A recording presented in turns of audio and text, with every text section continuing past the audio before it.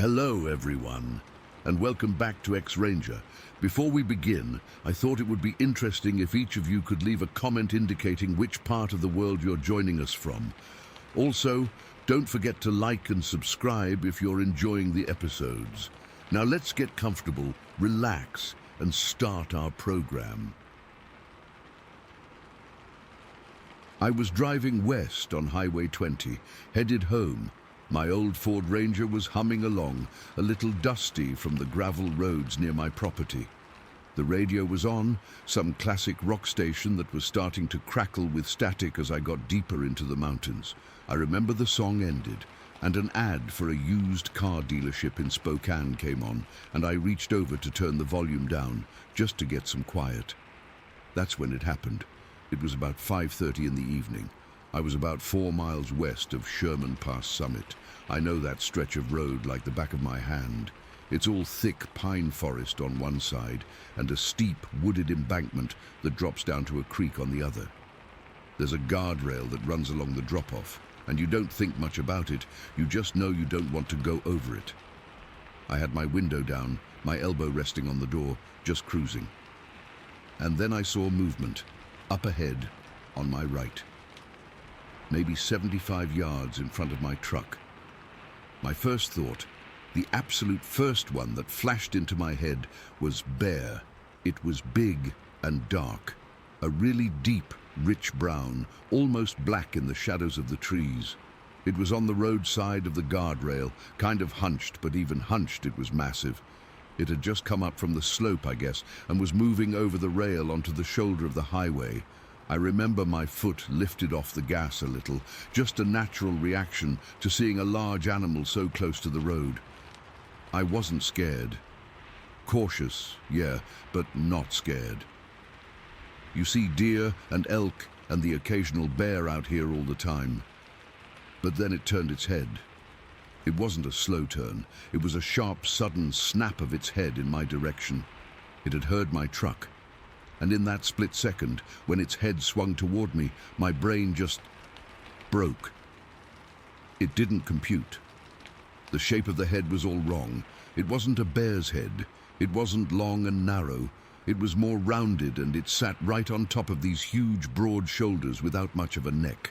And the way it moved, the turn was so fast, so fluid, but there was a power to it that felt unnatural.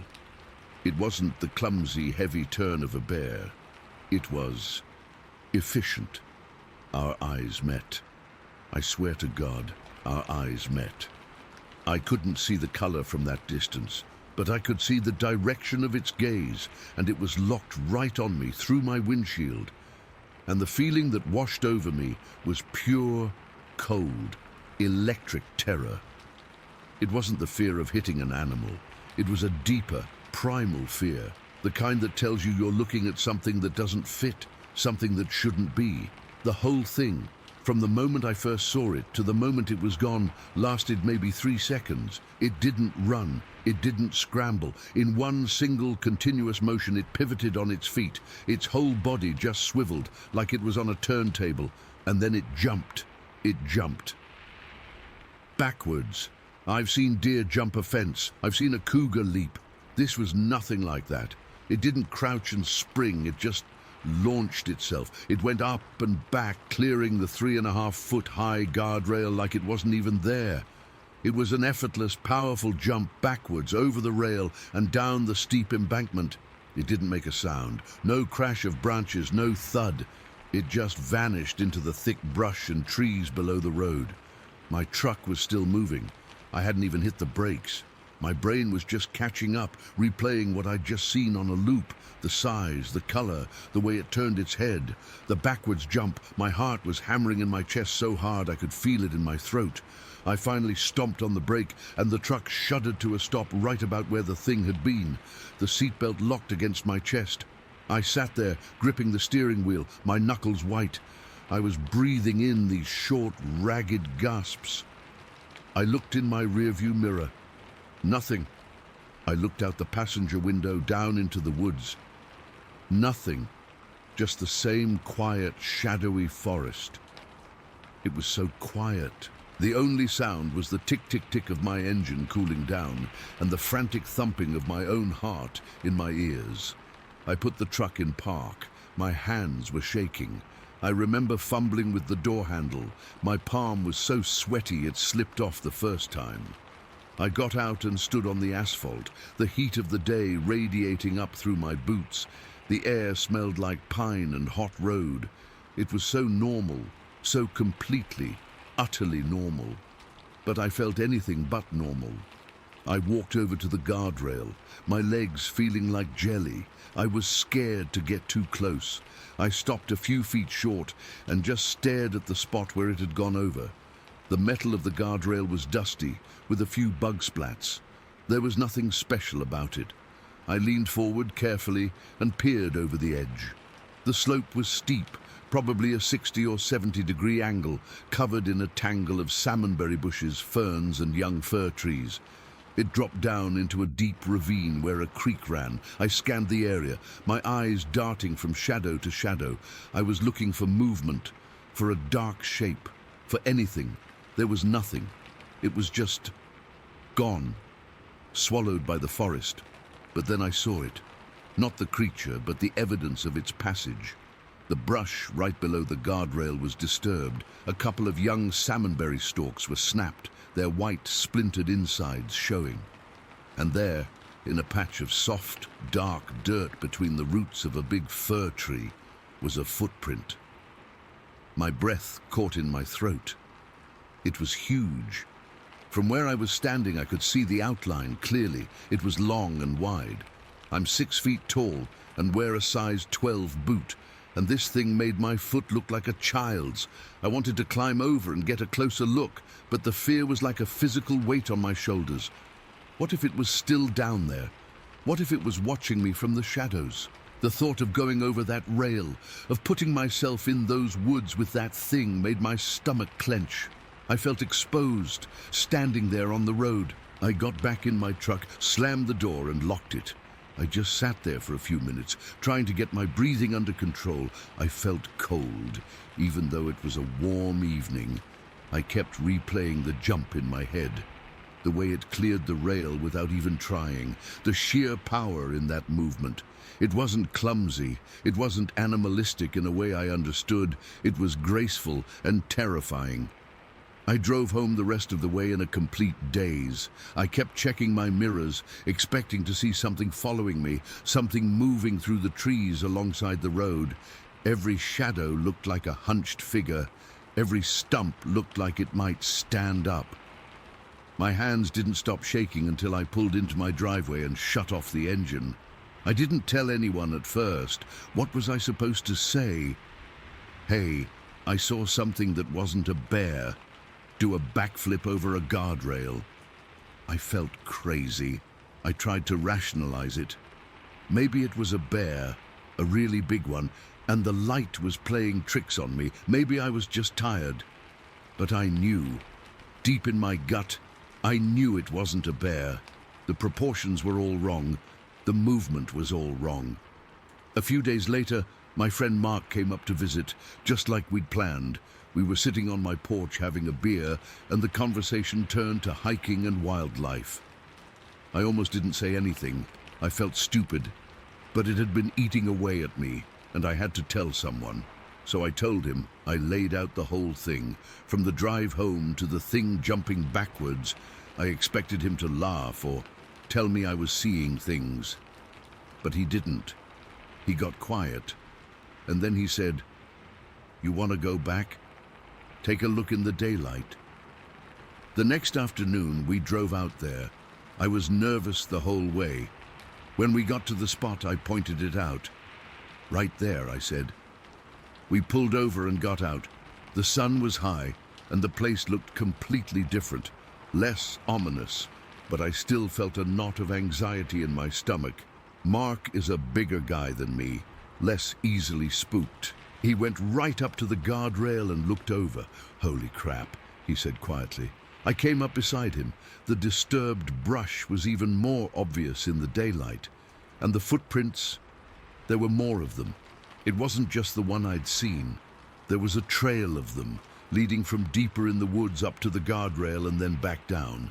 They were widely spaced, like whatever made them had taken huge strides. Mark, without a second thought, hopped over the guardrail and started climbing down. "Be careful, man," I called out, my voice tight. I stayed on the road, my heart starting to pick up its pace again. I was the lookout, scanning the woods, my senses on high alert. He made his way down to the first print. He pulled out a tape measure from his pocket. "No way," he muttered, loud enough for me to hear. He looked back up at me, his face pale. "This is over 16 inches long." He measured the stride, the distance between one print and the next. 8 feet, he called up. "The stride is about 8 feet. I just stared, my mouth dry. An 8-foot stride, a 16-inch foot. This wasn't a man in a suit. This wasn't a bear. Bears don't walk on 2 feet with a stride like that. They don't have feet that look like that." Mark took a few pictures with a disposable camera he had, but he said the light was bad under the trees, and he wasn't sure they'd turn out. He poked around for a few more minutes, finding more broken branches and a place where it looked like something big had stood for a while, looking up at the road.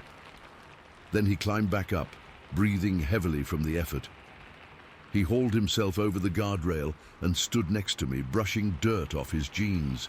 We didn't speak for a minute. We just looked at each other. The confirmation was somehow more terrifying than the initial sighting, knowing it was real, that it had left physical proof, made the whole thing solid and heavy. It wasn't a trick of the light. It wasn't my imagination. He finally broke the silence. "What the hell was that thing?" I just shook my head. I had no answer. I still don't. We got back in the truck and drove away. We didn't talk much on the way back. What was there to say? We had both seen the evidence. We both knew. That was almost 20 years ago. I still drive that stretch of Highway 20 sometimes, every single time, without fail. When I get to that spot about 4 miles west of the summit, my hands get a little clammy on the wheel. I slow down. I look over at that guardrail. I look down into that ravine. The brush has grown back. There's no sign anything was ever there. But I know what I saw. I saw something that shouldn't exist. Move in a way that nothing should be able to move. I saw it look right at me, and sometimes, in the dead of night, I lie awake and I can still see it so clearly. The dark shape, the sharp turn of its head, the impossible, effortless backwards jump into the shadows, and I wonder if it ever looks up at the road and remembers the man in the blue Ford Ranger, the one whose life it divided into a before and an after, with a single, silent, terrifying glance. Story 2. I've been turning this over in my head for years now, and I still can't make sense of it. I don't talk about it much because, well, you say something like this out loud, and people look at you like you've lost your mind. But it happened, I was there. And sometimes late at night when the house is quiet, the memory of it comes back so clear and sharp it feels like it just happened yesterday. It was early June 2006. I remember the date because my oldest had just finished up the school year a week or so before, and the summer heat was just starting to settle in.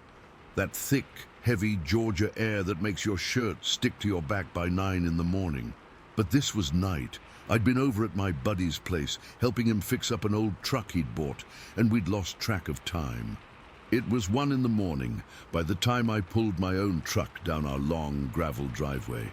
We live out in Paulding County, proper rural. Our house is the only one for about a mile in any direction, backed right up against a big stretch of woods that seems to go on forever.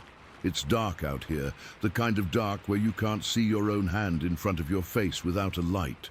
I always park near the edge of the tree line, just out of habit. It's closer to my workshop. I killed the engine, and that silence just rushed in. It's never totally silent out here. There's always crickets, frogs, the occasional hoot of an owl. But tonight it felt different, quieter, like everything was holding its breath. I grabbed my toolbox from the passenger seat and opened the door, the interior light washing a weak yellow glow onto the gravel at my feet. I was about to slam the door shut when I heard it. It wasn't a coyote. I've heard coyotes my whole life. Their yips and howls are part of the nighttime soundtrack out here. This was different.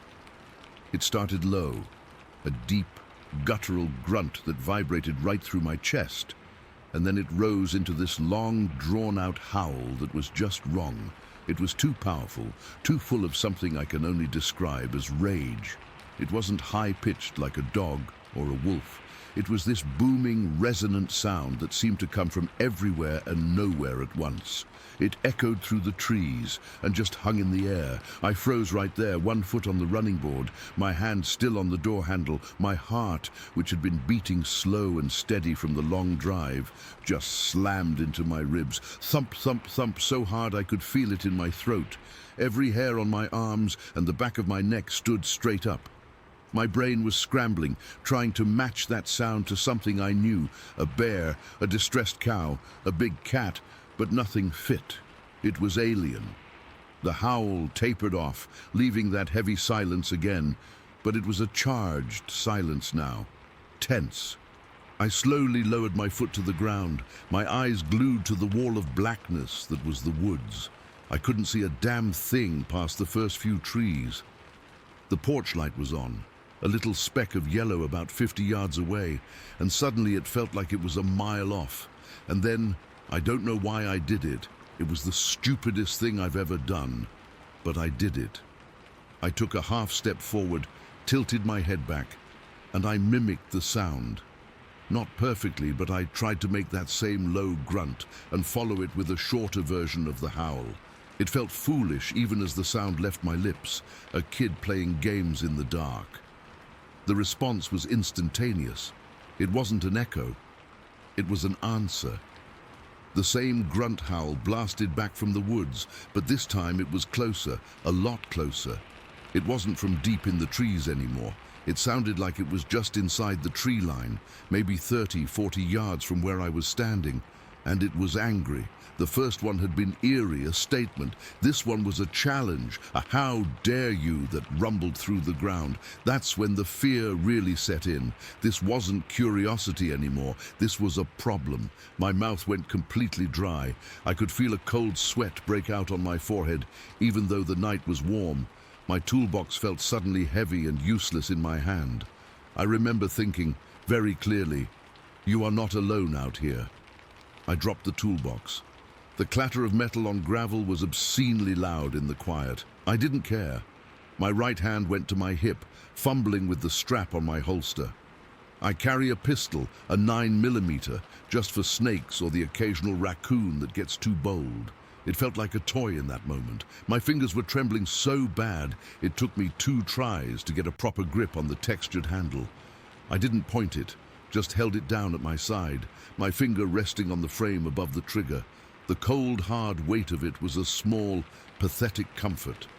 I started backing up toward the house, my eyes never leaving the tree line.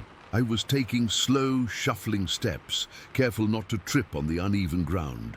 Every crunch of my boots on the gravel sounded like a gunshot. I was waiting for something to burst out of the darkness. My breath was coming in short, shallow puffs.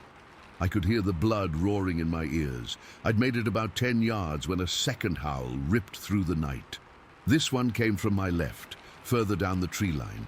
It was the same sound, the same bone-deep grunt, and that horrific, wailing follow-through.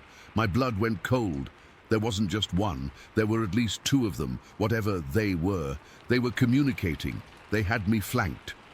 The howls didn't stop there. The first one answered the second, and for what felt like an eternity, but was probably only 15 seconds, the 2 of them called back and forth. The sound was overwhelming. It wasn't just loud, it was physical. I could feel it in my teeth, in the pit of my stomach.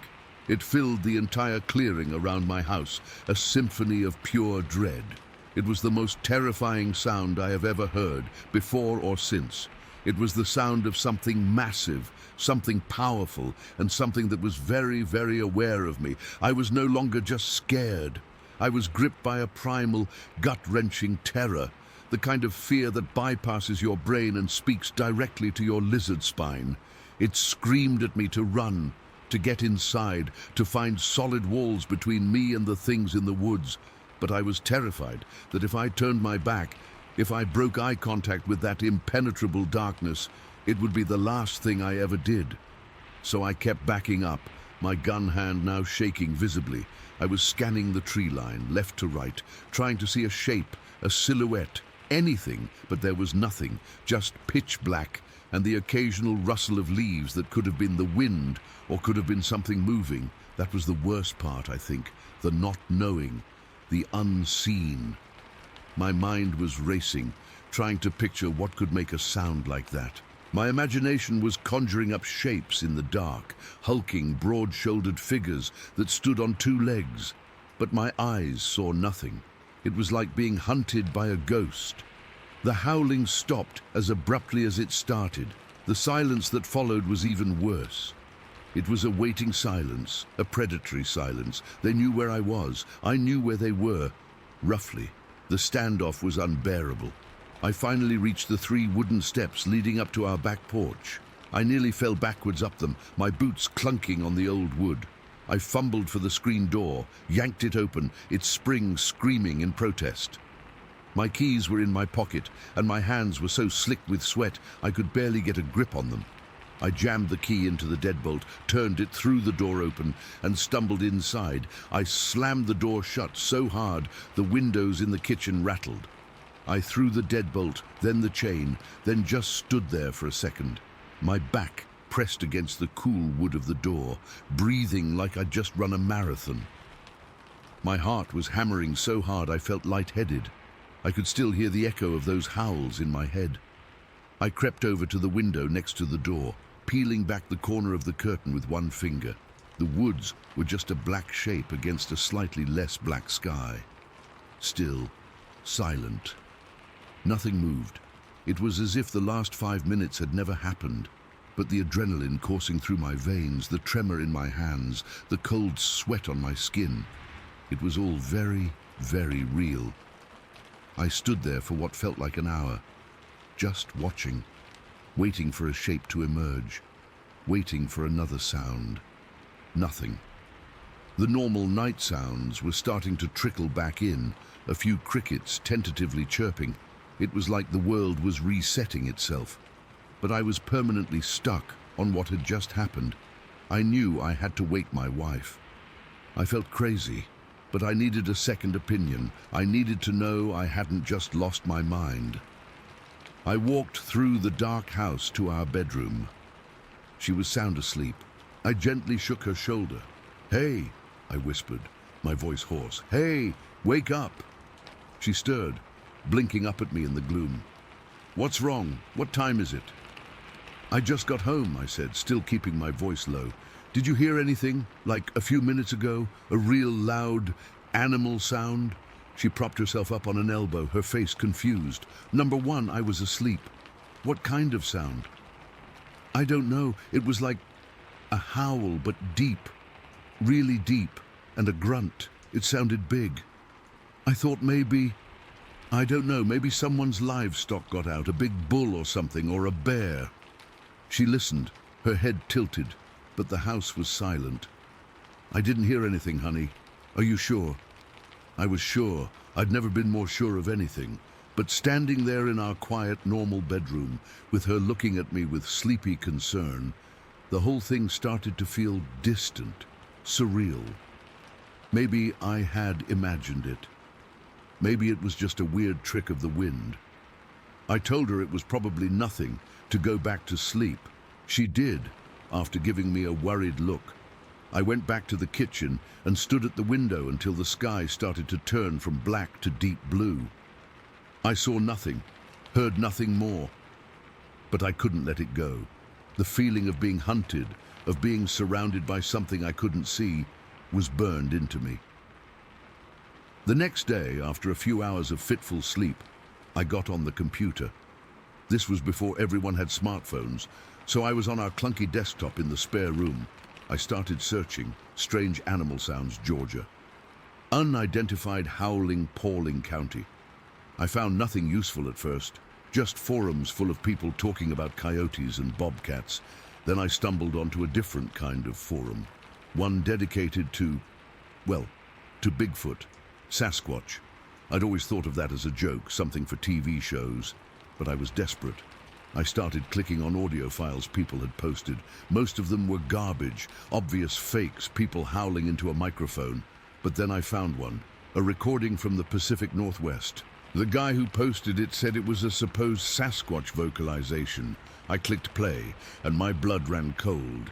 It wasn't exactly the same. The tone was a little different, but the structure was identical. That low, guttural grunt that rolled right into a long, powerful, wailing howl. It was the same sound, the same exact, unnatural, terrifying sound that had frozen me in my tracks the night before. I played it over and over. Each time, the memory of the previous night got sharper, more vivid. The fear came rushing back. This wasn't a bear. This wasn't a lost cow. This was what people described. This was what they said. These things sounded like. That was the moment it solidified for me. That was the moment the shaky, half-formed thought in the back of my mind became a solid, unshakable belief. I hadn't encountered some escaped animal. I had been out there, in the dark, with something that wasn't supposed to exist. Something that had seen me, heard me, and made sure I knew I was trespassing. I never heard the sounds again. I started parking right by the porch light after that. I still do. I never go near those woods at night without a powerful flashlight and my gun, though I have a sick feeling that if I ever saw what made that sound, the gun wouldn't make a damn bit of difference. It's been years. Life goes on. But sometimes, on a still, quiet night like that one was, I'll find myself standing at the kitchen window, looking out at the dark tree line, and I'll remember the feel of the gravel under my boots, the cold sweat on my neck, and the sound, that horrible, booming, angry sound that came out of the darkness and told me, in no uncertain terms, that I was not at the top of the food chain out here. I never have been. Story 3. Okay. So this happened back in October or November of 2011.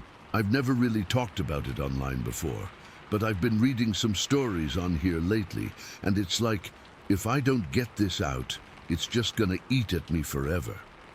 I'm still kinda shaky thinking about it, even now, years later. I was with 3 of my friends. We were all in our early 20s at the time, just messing around like we always did. We decided to drive out near Smithville Lake in Missouri, which is about an hour or so from where we lived. It was one of those spots we'd go to sometimes when we wanted to get away from everything, just hang out, maybe have a few beers and talk crap under the stars. That night it was chilly, not freezing, but you could feel winter coming on. The air had that bite to it, and the leaves were mostly off the trees, so everything looked kind of bare and lonely. We'd parked my friend's Jeep in this clearing off a dirt road, not too far from the lake itself. I remember the sound of the water lapping softly in the distance, and the way the moon was out. But it was partly covered by clouds, so it wasn't super bright. We were just sitting there, engine off, listening to some music on low and joking around. I was in the passenger seat, and my 2 other friends were in the back. The driver, let's just call him Dave, since he's the one who won't talk about it now, was behind the wheel, and he's usually the calm one, you know? Nothing really spooks him. We'd been there for maybe an hour, just shooting the breeze, when this weird feeling started to creep over us. It's hard to describe, but it was like the air got heavier, and the sounds around us just stopped. No more crickets, no owls, nothing. It was dead silent, and I remember feeling this cold knot in my stomach. I'm not the superstitious type, but I've spent enough time outdoors to know when something's off. One of my friends in the back, let's call him Mike, he was the first to say something. He muttered, "Guys, do you feel that?" And we all kind of nodded. It was like we were being watched, but not in a normal way, not like a deer or a raccoon or something. This felt bigger, more intense. I remember shifting in my seat, my skin prickling with goosebumps. The hair on my arms stood up. and I had this urge to just get out of there. Dave must have felt it too because he said, "Yeah, let's bounce. This is giving me the creeps." He didn't even finish his sentence before he was turning the key in the ignition. The Jeep's engine roared to life, and for a second I felt a little relief, like, okay, we're leaving, it's fine. But then Mike screamed, not a yell, but this raw, terrified shriek that cut through everything. I whipped my head around, and that's when I saw it. About 30 yards away, just at the edge of the trees, there was this huge figure squatting down. It was massive, like way bigger than a person, and it had these glowing red eyes that stood out in the dark. They weren't like animal eyes reflecting light. They were just bright red, like embers, and they were fixed on us. My heart just dropped into my stomach. I couldn't breathe for a second. Dave slammed his foot on the gas, but we were facing the wrong way, so he had to turn the Jeep around. The tires skidded on the gravel, and he was swerving, trying to get us headed back toward the road. In the chaos, I was leaning forward, staring out the windshield, and as we swung around, the headlights swept over that thing. For a split second, I was so close, maybe 7 or 8 feet away, and I got a clear look at its face. That's the part that still haunts me. It looked almost human, but not quite. The skin was dark, like it was covered in dirt or hair, but I could see the shape of a nose, a mouth, and those eyes. They were set deep, and they had this intelligence to them, like it was studying us. It wasn't some dumb animal. It felt aware and angry, or maybe just curious, but in a way that made my blood run cold. I remember my hands shaking, gripping the dashboard so hard my knuckles turned white. The whole thing lasted maybe 15 seconds, but it felt like an eternity. Dave almost hit it as he was turning. The Jeep lurched, and I heard the crunch of branches under the tires. The thing didn't move, though. It just stayed there, squatting, watching us. Then, as we sped off, I glanced back and saw it still in the same spot, those red eyes burning into the night. We didn't say a word for the first few minutes of the drive. Everyone was breathing heavy, and Mike was crying softly in the back. I could feel the adrenaline rushing through me, making my legs tremble. My mouth was dry, and I kept swallowing, trying to get rid of the taste of fear. When we finally got back to the main road, Dave pulled over, and we all just sat there for a bit, trying to process what happened. Nobody knew what to say. I remember looking at my hands. They were still shaking, and thinking, what the hell was that? We'd all seen it, so it wasn't a hallucination. Dave eventually drove us home, and we agreed not to tell anyone, because who would believe us? But over the years, it's come up sometimes. Mike and I have talked about it a little, but Dave refuses to even mention it. If you bring it up, he just clams up and changes the subject. I think it scared him more than any of us, and he's the tough one. To this day, I can't explain what we saw. It's just there, in my head, especially when I'm alone in the dark. Sometimes I'll wake up from a dream about those red eyes, and I'll be sweating, my heart pounding. I don't go back to Smithville Lake anymore, and I doubt I ever will. Whatever that thing was, it felt real, and it felt like it didn't belong in this world. I just hope nobody else has to see it. Story 4. Okay, so I've never really posted anything like this before, and honestly, I'm not even sure why I'm typing this out now. It's been years, but sometimes I'll just be sitting there, not even thinking about anything in particular, and the whole thing will just slam back into my head. The feeling, the cold, the absolute gut-level certainty that we were not alone out there, and that whatever was with us was not friendly. I need to get this out, I guess. Maybe writing it down will make it feel less like a fever dream. This was back in October of 1998.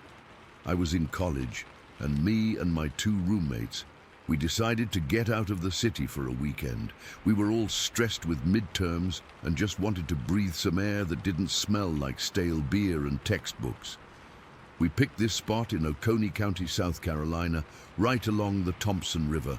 We'd been there once before in the spring, and it was beautiful, quiet. The kind of quiet that actually feels quiet, you know? Not just an absence of noise, but a real peace. We got there on a Friday afternoon. The air was that perfect October crispness, cool, but the sun was still warm on your skin.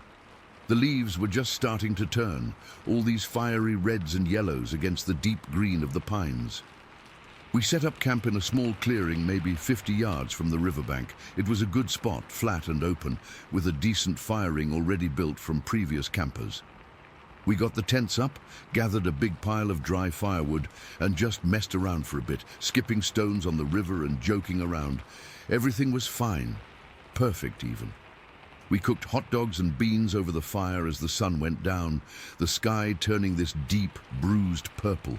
The stars came out, brighter than you ever see near town.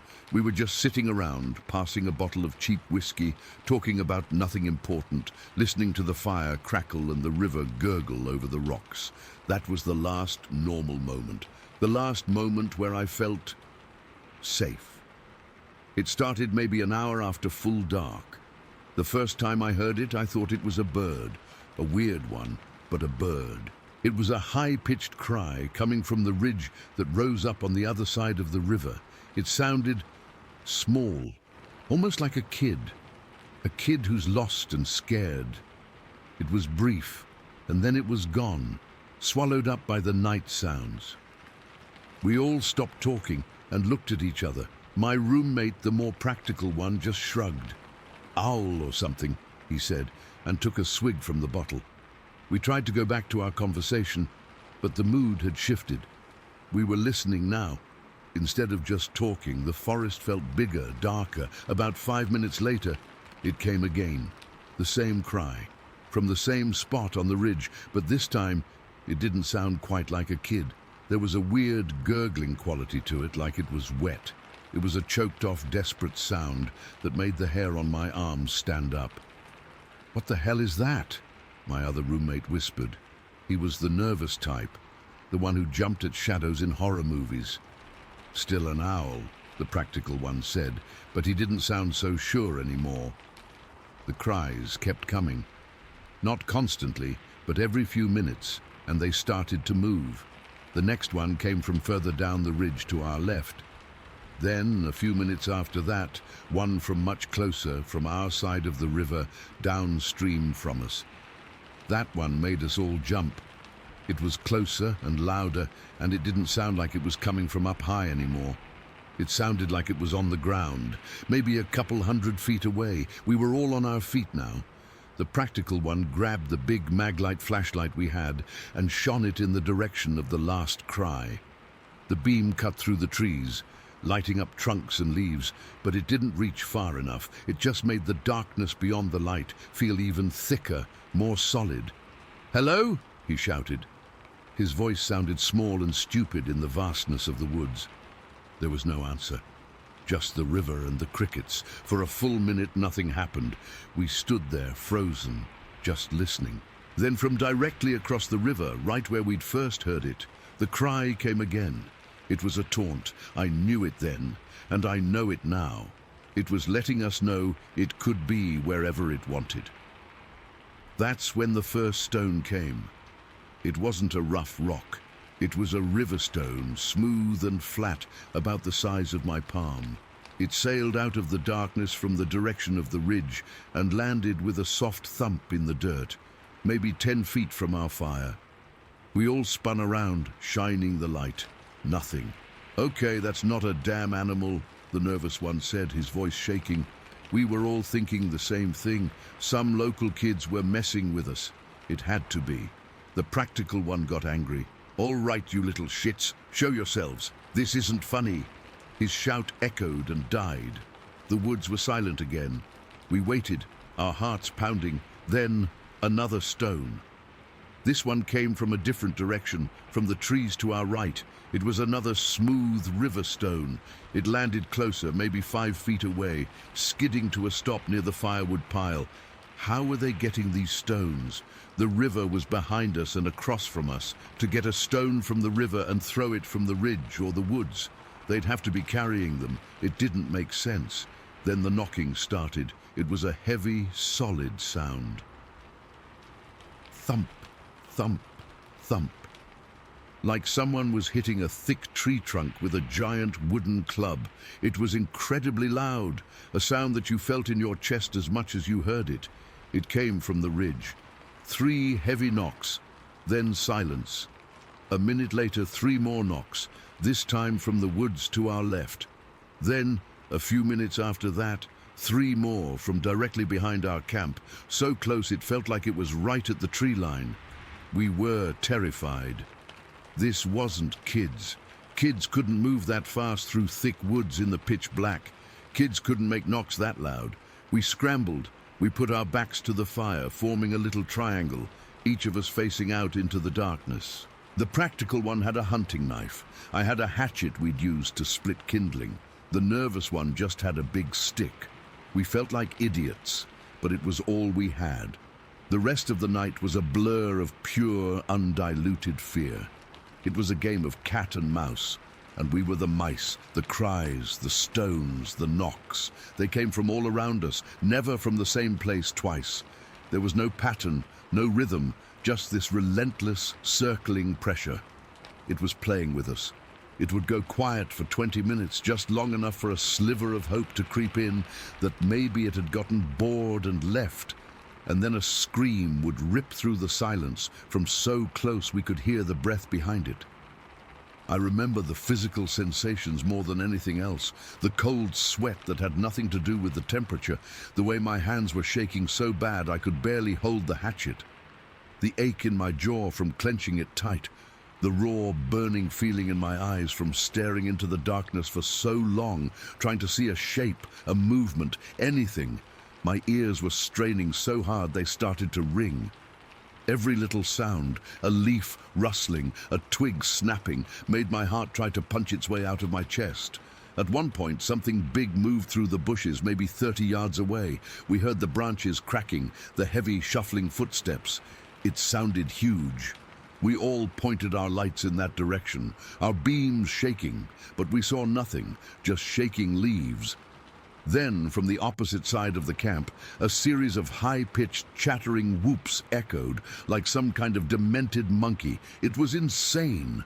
Nothing in South Carolina sounds like that. The worst part was the smell.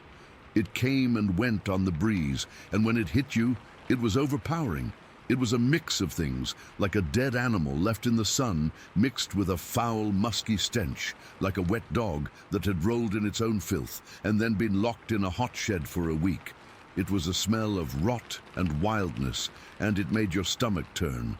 We didn't sleep, not for a second. We stood our ground, backs to the dying fire, shivering from cold and fear, waiting for the sun to come up. The activity slowly died down in the last hour before dawn. The cries became more sporadic. The knocks stopped altogether. The last stone was thrown just as the sky was beginning to lighten from black to deep blue, landing near the edge of the river. When the sun finally peaked over the ridge, it was the most beautiful and relieving thing I have ever seen. The world slowly came back into view, the familiar trees, the river sparkling in the early light. It looked so normal. We were exhausted, bleary-eyed, and still trembling with leftover adrenaline. We just stood there for a long time, not saying anything, just soaking in the light. The practical one was the first to move. "Let's get the hell out of here," he said, his voice hoarse. But we didn't just pack up and run. We were too freaked out and too curious. We had to know. We had to see something. We started looking around the edges of our camp, and that's when we found the signs. First, we found the scat. It wasn't like bear scat or deer droppings. It was huge. Piles of it. And I mean piles, like something had been using the area around our camp as a toilet for days. It was full of berries and hair and bits of bone, and the smell was that same foul musk from the night before, concentrated and fresh. Then we saw the ground. In several spots, especially near the tree line where we'd heard the knocks and the footsteps, the ground was all torn up. Not like an animal had just passed through, but like something had been stomping around, digging at the earth with incredible force. The pine needles and leaves were scraped away, and the dirt underneath was churned up like a mini plow had gone through it. We followed a trail of this disturbed ground and the occasional massive footprint, a print that was vaguely human-shaped but way too big, easily twice the size of my boot, for about 100 yards into the woods, and that's where we found the tree. It was a young pine tree, maybe 6 inches thick, and it was snapped in half, about 4 feet off the ground.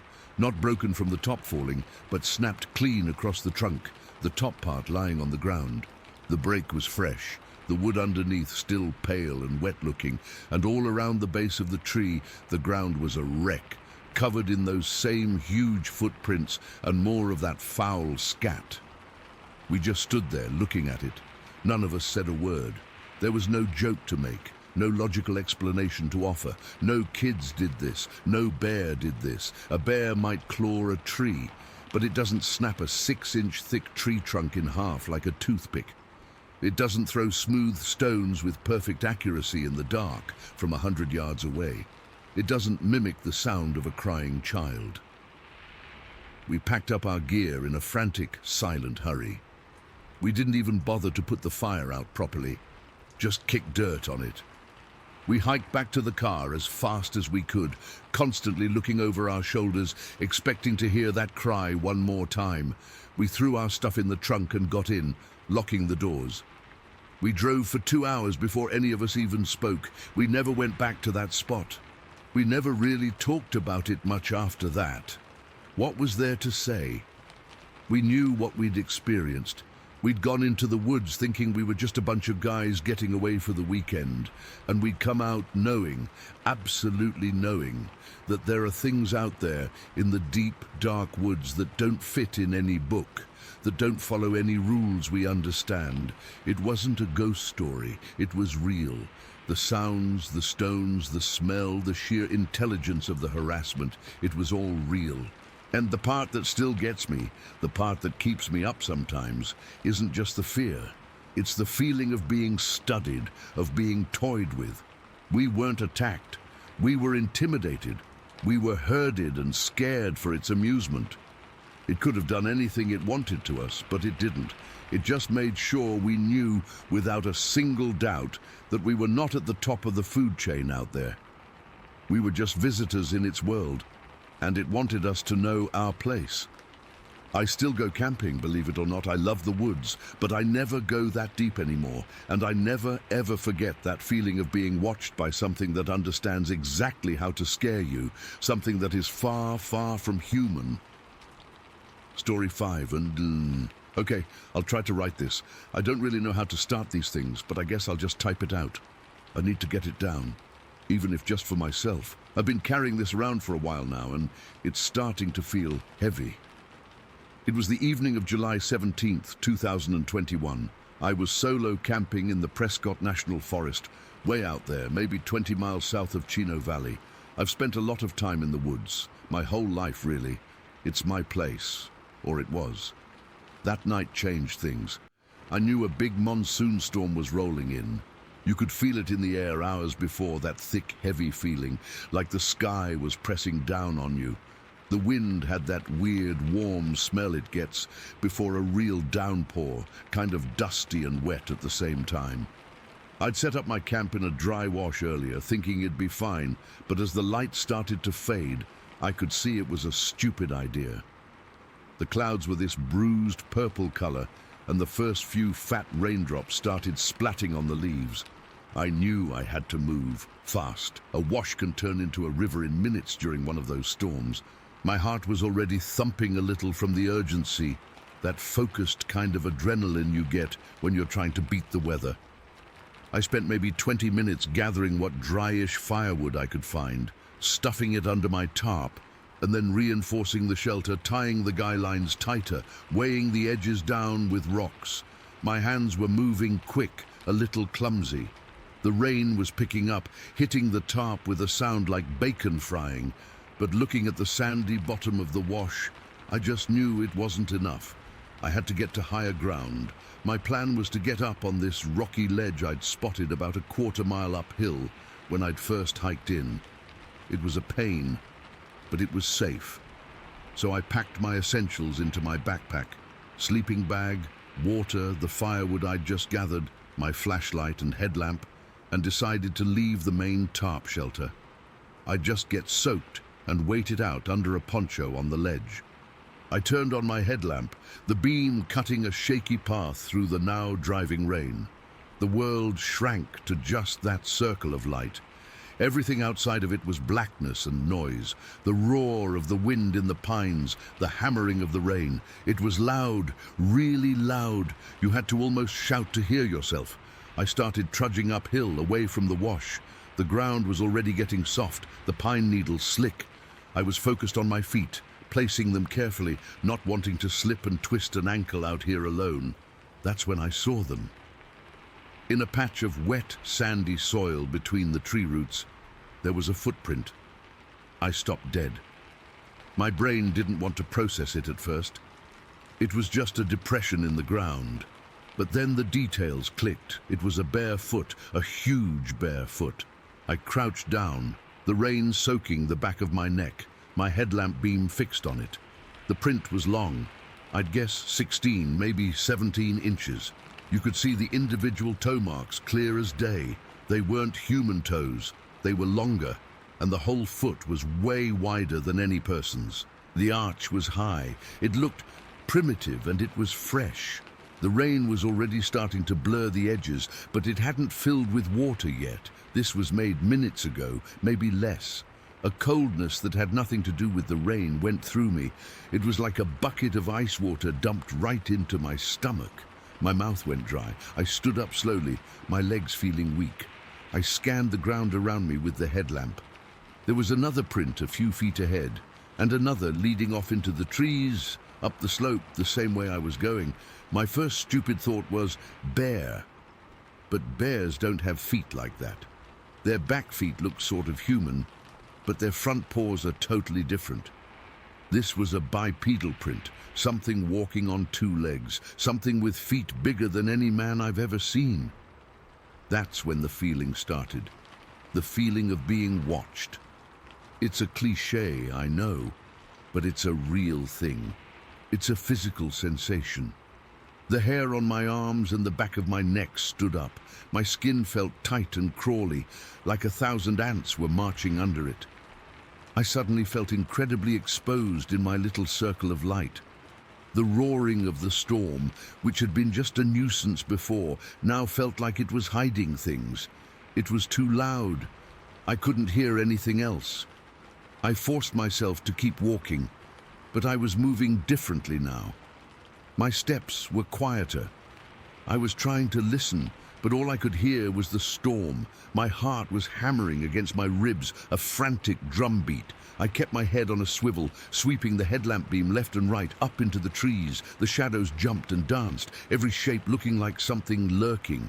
I followed the footprints for maybe another 50 yards. They were my trail now, a path left by something I couldn't see. My mind was racing, trying to find a logical explanation. A hoax, out here, in this weather. Who would do that, and the sheer size of them? It didn't make sense. Then I heard it. It wasn't a branch snap or an animal call. It was a sound under the sound of the storm, a heavy, muffled thud, like someone dropping a big sack of wet sand on the ground. It was close. Too close. I froze again, my breath catching in my throat. I held perfectly still, straining to hear. The rain kept pounding, the wind moaned, and then... thud! Another one. It was off to my left, maybe 30, 40 feet away, back in the thick trees. It was a weighty sound. Something big was moving out there, and it wasn't trying to be quiet. Panic started to rise, a hot, sour taste in the back of my mouth. I fumbled for my bigger flashlight, the heavy-duty one with the lithium batteries. I clicked it on, and the brighter, more focused beam cut through the rain better than the headlamp. I swung it toward where the sound had come from. At first, I saw nothing, just rain-slicked ponderosa pines, dark trunks, and shifting shadows. I swept the beam slowly, my hand shaking so bad the light jittered all over the place. I was about to lower it, to tell myself it was just a falling branch, a rock slide, anything, when the beam passed over a gap between two trees and two eyes reflected back at me. I almost dropped the flashlight. My whole body went rigid. They weren't low to the ground like a deer or a coyote. They were high up. I'm 6 feet tall, and these things were looking down at me. They had to be 7, maybe 8 feet off the forest floor. They were a weird color, amber, but with a reddish glow, like hot coals. They didn't blink. They just held steady in my beam, watching me. I was paralyzed. My brain just short-circuited. Fear, pure and simple, locked up every muscle. I couldn't move. I could barely breathe. I kept the light on them, and as my eyes adjusted, I started to see the shape behind them.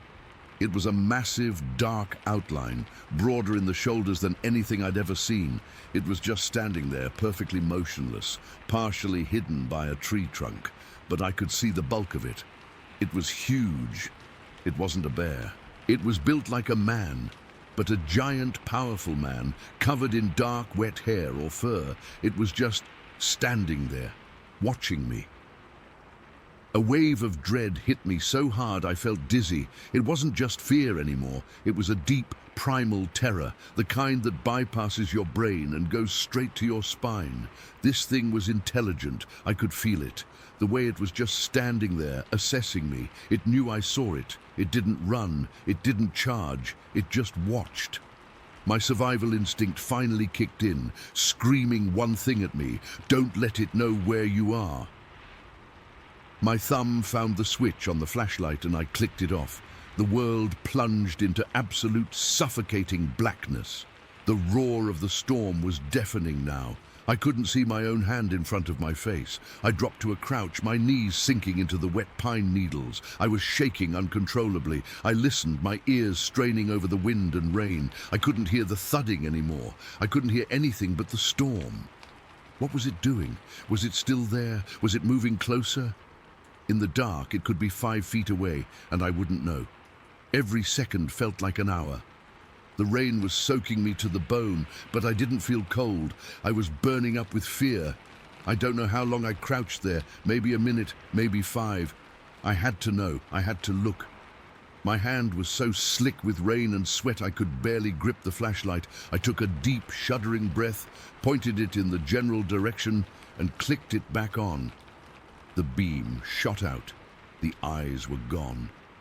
The space between the trees was empty. I scanned the area frantically, left, right, up into the branches. Nothing, just rain and trees and darkness. A part of me was relieved, but a bigger, more terrified part knew that was worse. It hadn't just vanished, it had moved, and I had no idea where it was. The feeling of being watched came back stronger than ever. It was a pressure, a weight on the back of my skull. It was out there in the blackness just beyond my light. It was following me. I didn't dare turn off the light again. I stood up, my legs trembling, and started moving uphill again, but I was running now, a clumsy, terrified jog, slipping on the wet ground, my backpack thumping against my back. I didn't care about being quiet anymore. I just had to get to that ledge. It felt like the only safe place, a stupid thought. But it was all I had. I kept glancing back over my shoulder, swinging the flashlight beam behind me. I never saw the eyes again. I never saw the shape. But I just knew it was there, keeping pace with me just outside the edge of the light. I could feel its presence like a physical thing, a cold spot in the air. I finally reached the rocky ledge. It was just a flat outcropping of granite, maybe 10 feet by 15, with a steep drop-off on one side. I scrambled onto it, my boots slipping on the wet stone. I put my back against the rock face, so nothing could come at me from behind. I shone the light all around the perimeter of the ledge, down into the trees below. Nothing, but the feeling didn't go away. I huddled there, pulling my poncho over me and my backpack. I sat with my knees drawn up, the flashlight held tight in both hands, my finger resting on the switch. I was prepared to turn it on at the slightest sound. I was soaked, shivering, but the cold was the least of my worries. The rest of the night was the longest of my life. The storm eventually passed, the rain slowing to a drizzle and then stopping sometime after midnight. The wind died down, the forest got quiet, and that was almost worse. Now I could hear everything, every little rustle, every drip of water from the trees, every creak of a branch. My mind played tricks on me. I'd hear a sound and my heart would leap into my throat. I'd snap the light on, pointing it at the noise, a mouse, a falling leaf. Nothing, but the feeling of being watched never left. It was a constant, oppressive presence. I felt like I was in a cage with a predator that was just waiting for me to let my guard down. I didn't sleep, not for a second. I just sat there, flashlight in hand, staring into the darkness until my eyes ached. I watched the sky slowly, so slowly, begin to lighten from black to deep blue, then to gray. The shapes of the trees started to become distinct. The world was coming back. When the first real rays of dawn hit the forest floor, I finally felt like I could move. The terror was still there, a dull ache in my gut, but the absolute primal fear had receded with the night. I stood up, my body stiff and aching. I looked down the slope, toward where I'd seen the footprints. The wash below was now a churning, muddy stream, swollen from the storm. The area where I'd seen the prints was completely underwater. The evidence was gone, washed away. It was like it never happened. But it did happen. I packed up my stuff in a daze and hiked out. I didn't look back. I drove home in silence, just staring at the road. I'm an experienced outdoorsman. I've spent countless nights alone in the woods. I've run into bears, mountain lions, snakes. I know what fear in the woods feels like. This was different. This was a deep, intelligent, hostile presence. It wasn't just an animal defending its territory. It was something that was aware of me, that was curious, and that felt predatory. I've never gone back to that part of the forest. I don't think I ever will. The memory of those amber-red eyes, that massive silent shape standing in the rain, and the crushing feeling of being hunted by something I couldn't see or understand. It shook me to my core. It changed how I see the woods. It made the world feel a little less known, a lot more dangerous. I can't explain what it was. I just know I was there, and it was there with me, and I've never felt so small or so scared in my entire life. Story 6. Okay, so this is something I've kept to myself for a long time, mostly because I figured nobody would believe me, and honestly, I didn't want to sound crazy, but it's been eating at me for years, and I guess writing it down might help. This happened back in the fall of 1990, on my property in Indiana. I'd been living out there for about 5 years at that point, on 25 acres of mostly woods with a few cleared fields. It was peaceful, the kind of place where you could go days without seeing another soul, and I liked it that way. That morning, it was one of those crisp, clear fall days where the air smells like dried leaves and wood smoke. I remember it was a Tuesday because I'd just dropped my kids off at school. My ex had them most of the time, but I got them on weekends, so the house was quiet. I was sitting at my kitchen table, which was right by a big window that looked out over the backyard and beyond to the tree line. The sun was coming up, casting long shadows across the field, and I had a mug of coffee in my hands, just warming them up. The heat hadn't kicked in yet, so the house was a little chilly, and I could see my breath faintly in the air. I was just staring out, not really thinking about anything, just enjoying the quiet. My property's fenced in along the back where the woods start, mostly to keep the deer out of the garden, but it's just a simple wire fence, nothing fancy. Beyond that, it's dense forest, oak and maple trees, thick enough that you can't see more than a few feet in once you're past the edge. I've always loved that view. It felt like my own little world. But that morning, something caught my eye. Movement along the fence line. At first, I thought it was a deer, maybe a big buck, because it was tall and moving slow. I took a sip of coffee and leaned forward, squinting a little to see better. But as it got closer, I realized it wasn't a deer. It was walking upright on 2 legs, and it was huge, I mean massive. My heart just dropped into my stomach. I froze, my coffee mug halfway to my mouth, and I couldn't move. This thing was maybe 100 yards away, but even from that distance, I could tell it was taller than any man I'd ever seen. Later, I'd guess it was around 9 feet tall, but in that moment it just felt enormous. Its body was covered in shaggy grayish hair, kind of matted and thick, like an old rug that's been left out in the rain. It had a heavy build, shoulders that were broad and powerful, and its arms hung down almost to its knees, swinging slightly as it walked. It moved slowly, deliberately, like it wasn't in a hurry. Its gait was smooth, not clumsy, and it kept its head up, scanning the area.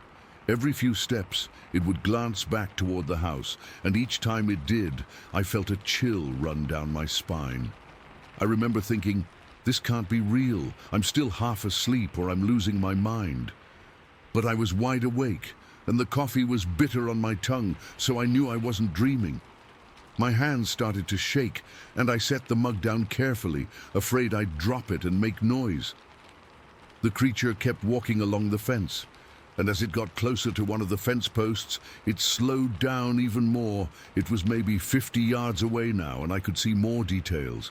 Its face was primitive, with a heavy brow ridge that shadowed its eyes and a broad, flat nose. The hair on its head was longer, tangled, and it had a kind of rugged, ancient look to it, like something out of a history book, but alive and moving. Its skin underneath the hair seemed dark, almost leathery, and I could see the muscles in its legs and arms bunching and shifting with each step. It wasn't bulky like a bear. It was lean and muscular like a runner, but on a scale that didn't make sense. When it reached the fence post, it stopped, just halted right there, and for a second it stood completely still. Then it lifted one of its hands, a huge hand with thick fingers and what looked like dirty nails, and placed it on top of the wooden post. The post was about 4 feet high, and its hand covered most of it. That's when it turned its head and looked directly at me through the window. Time just stopped. Everything froze. I could hear the clock ticking in the kitchen, the hum of the refrigerator, but outside there was no sound, no birds, no wind, nothing. Its eyes were dark, almost black, and they were calm but intensely aware. It wasn't aggressive or angry. It was just watching me. I felt like it could see right through the glass, right into me. My breath caught in my throat, and I couldn't look away. We were locked in that stare for what felt like minutes, but it was probably only a few seconds. In that time, I noticed things I'll never forget. The way its hair moved slightly in the breeze, the texture of it, coarse and wild. The subtle shift of muscles in its jaw as it held still, the depth in its eyes, like it knew exactly what it was seeing and who I was. I've never felt so exposed in my life. It was like being stripped bare, all my privacy gone in an instant. This thing was on my land, in my space, and it was acknowledging me in a way that felt ancient and terrifying. My heart was pounding so hard I could feel it in my ears, and my skin was cold with sweat. I was afraid to move, afraid to breathe too loud in case it decided to come closer. Part of me wanted to run, to hide, but I was rooted to the spot, just staring back. Then, just like that, it broke the gaze.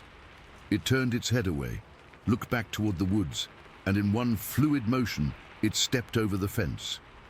The fence is about 4 feet high, but it cleared it without even bending its knees, like it was stepping over a crack in the sidewalk. It landed softly on the other side and disappeared into the trees, moving silently and quickly. One moment it was there, the next it was gone, swallowed up by the shadows of the forest. I stayed at the table for I don't know how long, maybe 10 minutes, just sitting there shaking. My coffee was cold, and the morning sun felt suddenly harsh and invasive. I finally managed to stand up, my legs wobbly, and I went to the window, pressing my face against the glass to see if there was any sign of it. Nothing.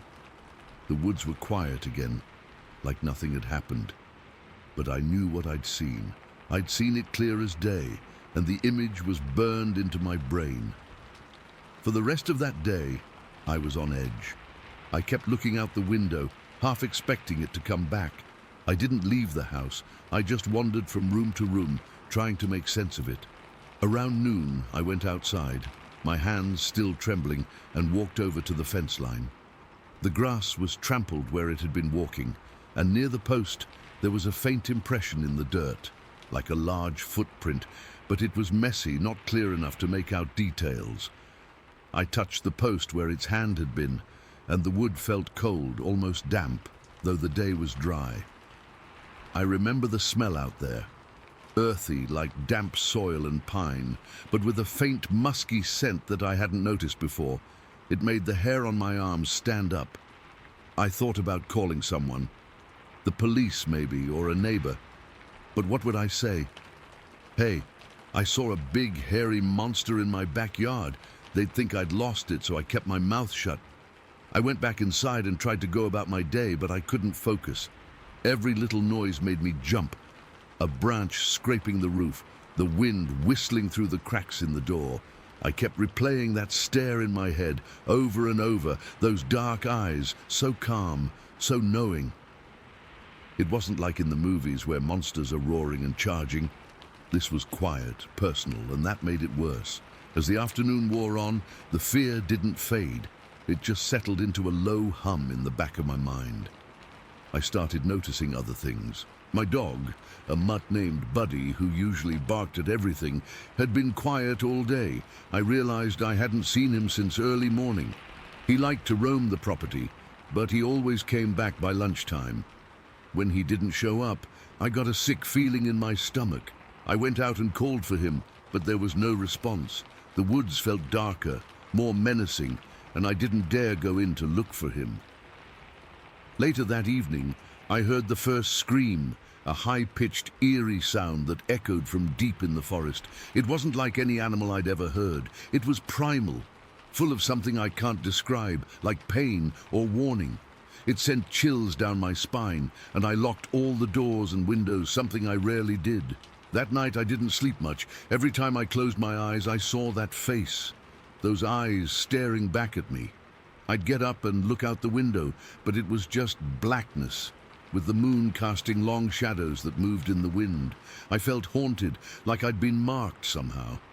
The next day, Buddy still wasn't back, and over the weeks that followed, other dogs in the area went missing too. Neighbors talked about it in hushed tones, blaming coyotes or disease, but I knew better.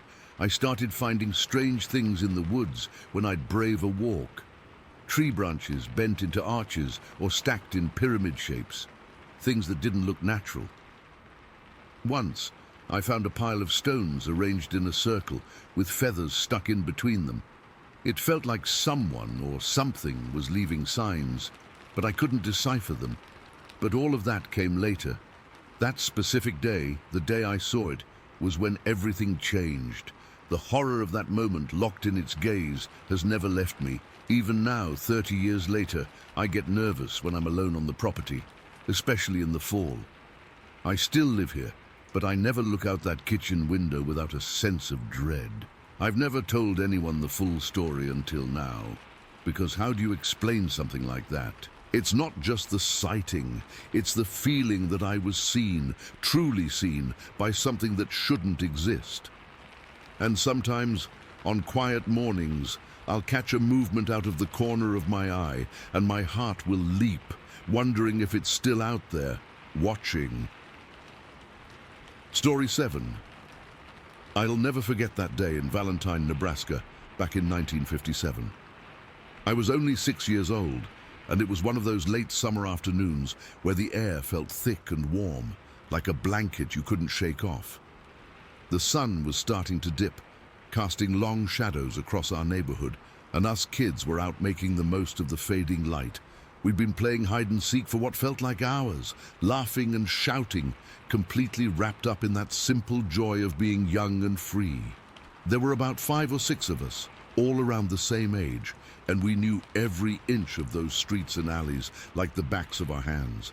I remember the exact spot where it happened, a narrow alley between 2 rows of houses, lined with overgrown bushes and old wooden fences.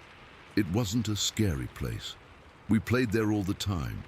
The ground was packed dirt, and you could smell the dust kicked up from our running, mixed with the scent of cut grass from someone's yard. I was hiding behind a big trash can.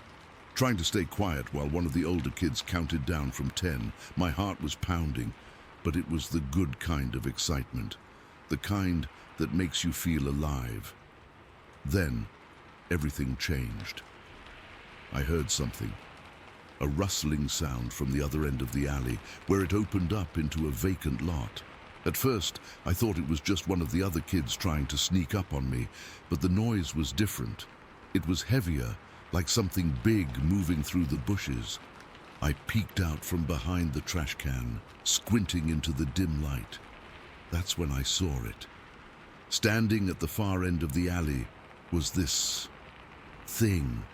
It was huge, way taller than any man I'd ever seen, and covered in dark, matted hair that looked almost black in the fading sun. It was walking upright, like a person, but its body was built all wrong. Broad shoulders, long arms that swung at its sides, and legs that seemed too thick for its frame. It moved with a kind of lumbering grace, but there was nothing graceful about the sounds it was making. Harsh, guttural noises, like a mix between a growl and a screech, echoed down the alley. It wasn't loud at first, but it grated on my ears, making the hairs on my arms stand up. I froze. My body just locked up, and I couldn't move a muscle. It was like my brain had short-circuited, trying to process what I was seeing.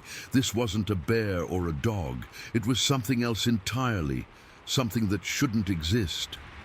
The other kids must have seen it too, because the shouting and laughing stopped all at once. The alley went dead silent except for those awful noises and the thumping of my own heart in my chest.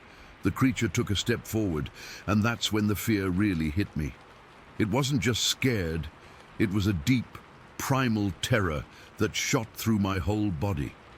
My stomach twisted into a knot, and I felt cold sweat break out on my forehead. I could see its face now, or what passed for a face. It was shadowed, but I caught a glimpse of dark eyes and a mouth that seemed to open too wide when it made those sounds.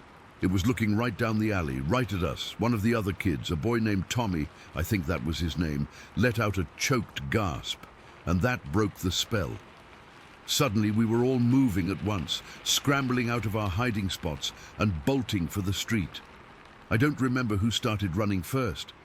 It was just a blur of motion. I tripped over my own feet, scraping my knee on the rough ground, but I didn't even feel the pain. All I could think about was getting away from that thing. As we ran, the sounds followed us. They seemed to get louder, closer, like whatever it was had started moving too. I didn't look back. I was too afraid to, but I could hear it crashing through the bushes behind us, those harsh noises cutting through the air. It wasn't just following. It felt like it was chasing us. My lungs burned from running so hard, and my legs felt like jelly, but I pushed myself to go faster. The other kids were screaming now, high-pitched cries that mixed with the creature's noises, creating this chaotic symphony of fear. We burst out of the alley and onto the main street, our feet pounding on the pavement. The sun was almost down now, and the streetlights hadn't come on yet, so everything was bathed in this eerie twilight. I glanced over my shoulder once, and I swear I saw a dark shape moving at the mouth of the alley, but it was too shadowy to make out details. The sounds were still there, though, echoing off the houses, and it felt like they were right on top of us. We didn't stop running until we reached my house, which was just a few blocks away. I slammed the door shut behind me, my hands shaking so bad I could barely turn the knob. The other kids had scattered to their own homes, and I was left alone in the hallway, gasping for air. My mom came out of the kitchen, asking what was wrong, but I couldn't get the words out. I just stood there, trembling, with tears streaming down my face. All I could do was point toward the door and stammer about something in the alley. She tried to calm me down, saying it was probably just a stray dog or my imagination, but I knew what I saw. Later that evening, after I'd mostly stopped shaking, one of the neighbors came over with their kid, and they were talking about how they'd heard strange noises too. Then, the next day at school, our teacher mentioned something about hearing loud, unusual sounds near the alley the previous afternoon. She said it sounded like an animal, but not any animal she recognized. Most of the adults brushed it off, saying it was likely the wind or kids playing pranks, but I could tell from the way she looked at me that she knew it was something more. That memory has stuck with me all these years, clear as day. I can still picture that creature coming toward us in the fading light, its massive form silhouetted against the sky. I can still hear those harsh, guttural noises that seem to vibrate in my bones, and I can still feel that icy fear that gripped me, the kind that doesn't just go away. To this day, I have no idea what it was. A bear, a person in a costume, something else entirely. But deep down, I know it was real, and I've never been able to explain it. It just happened, and then it was over, leaving me with a chill that never really faded. Story 8. Okay, so I've been sitting on this for a while, but I need to get it out there because it's been eating at me. I've read a bunch of stories on here about weird stuff in the woods, and I always thought, nah, that's gotta be exaggerated. But now, well, I get it. This happened in Tennessee, deep in the woods near the Smokies about a year ago. I was camping with a couple of friends. Just a guy's weekend, you know? We'd done it before. Nothing crazy, just hiking, fishing and hanging out by the fire. But this time, it was different. I still can't shake the feeling that we stumbled into something we weren't supposed to see. We'd driven out early that morning, packed up the truck with tents, coolers, and all the usual gear. The spot we picked was way off the main trails, a place my friend had been to once before. He said it was quiet and secluded, perfect for getting away from everything. And it was, at first. The woods were thick, with tall pines and oaks blocking out most of the sky. And the air had that damp, earthy smell you only get in deep forest. It was cool for Tennessee in late spring, maybe in the 60s, and a light mist hung around until midday. We set up camp in a small clearing near a creek, the kind of place where you could hear the water trickling and birds chirping. All normal stuff.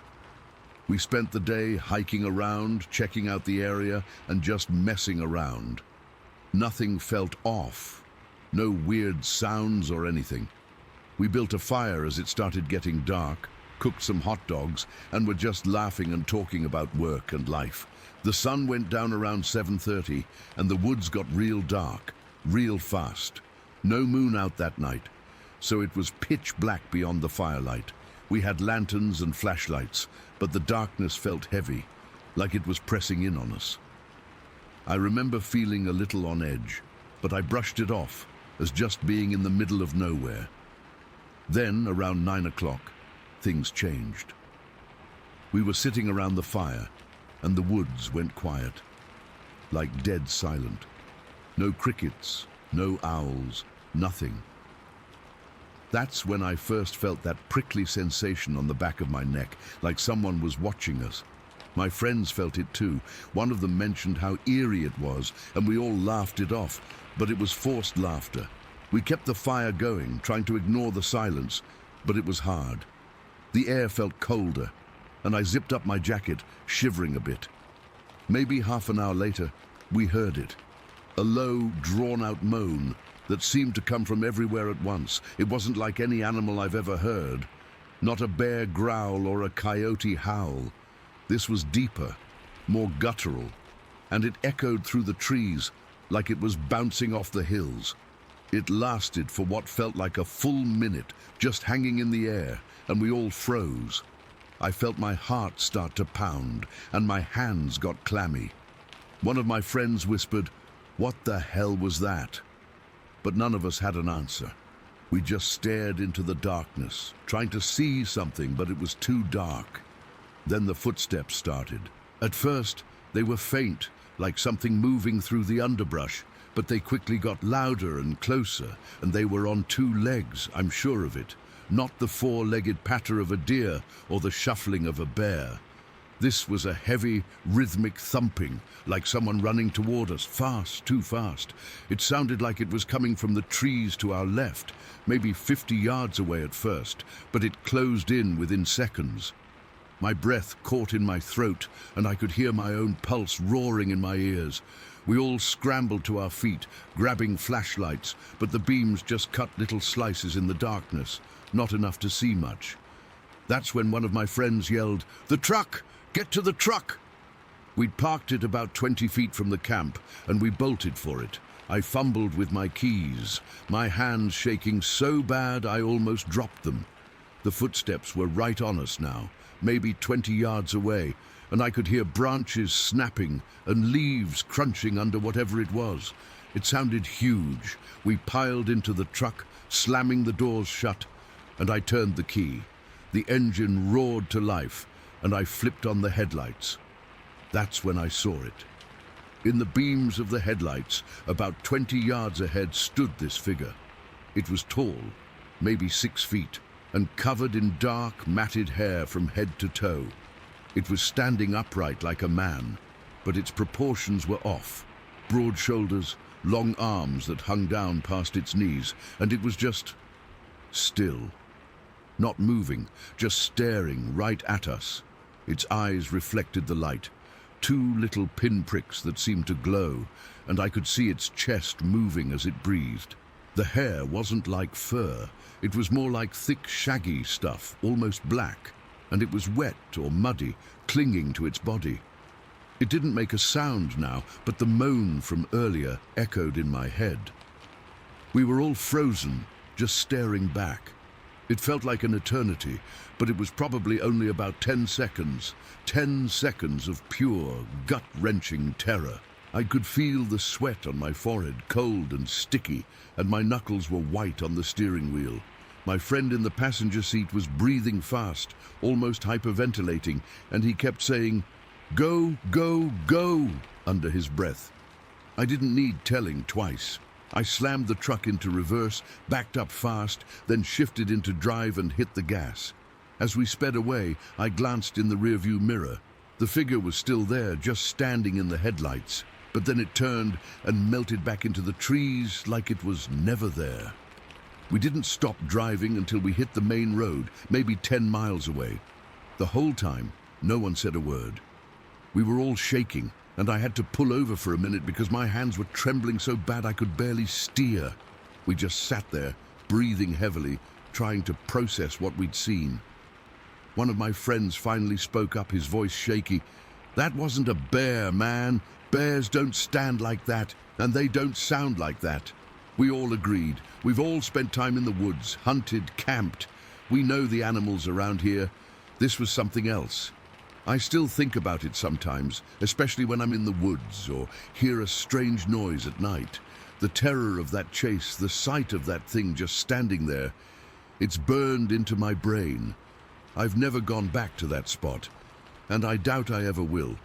Part of me wants to believe it was some kind of prank or a misidentification, but deep down, I know what I saw, and I hope to God I never see it again. Story 9. It was one of those late October days where the air starts to get that crisp bite to it, the kind that makes you glad you wore a flannel shirt. The sun was already dipping low, painting the Georgia sky in shades of orange and purple. I'd spent the whole day out near Horse Range Mountain, not far from the Luddsville campground. I'm into looking for old things, Native American artifacts mostly. Arrowheads, pottery shards, things like that. It's a quiet hobby, just me and the dirt. That day, I'd been in a clear-cut area, a place where they'd recently taken all the timber. Those spots are good for hunting because the ground is all torn up and rain can wash things to the surface. I'd had a decent day. I'd found a couple of broken points, what they call bird points, and a piece of chert that looked like it had been worked. Nothing spectacular, but enough to make the trip feel worthwhile.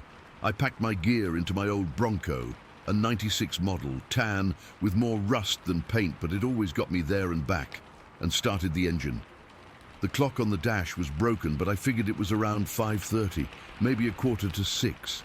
I knew I had about an hour of daylight left, just enough to get me back to the main road. The road out of there is nothing special, just a narrow gravel and dirt track that winds through the woods, full of potholes that could swallow a tire if you're not careful. I was driving slow, partly because of the road, and partly because I was just tired, my mind still sifting through the dirt in my head. The trees were thick on either side, a mix of pine and hardwoods, their leaves all turned yellow and red. It was quiet, the kind of deep quiet you only get way out in the woods. No birds, no wind, just the crunch of my tires on gravel and the low rumble of the Bronco's engine. I had the window down and the cool air felt good on my face. I remember thinking it was a perfect, peaceful end to the day. That's when I saw it.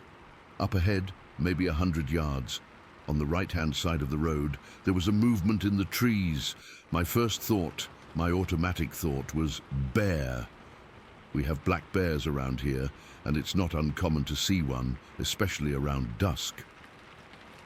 I eased my foot off the gas, just in case it decided to run across the road, but it didn't run, it was just moving. And as I got closer, maybe 70 yards now, my brain started to stutter.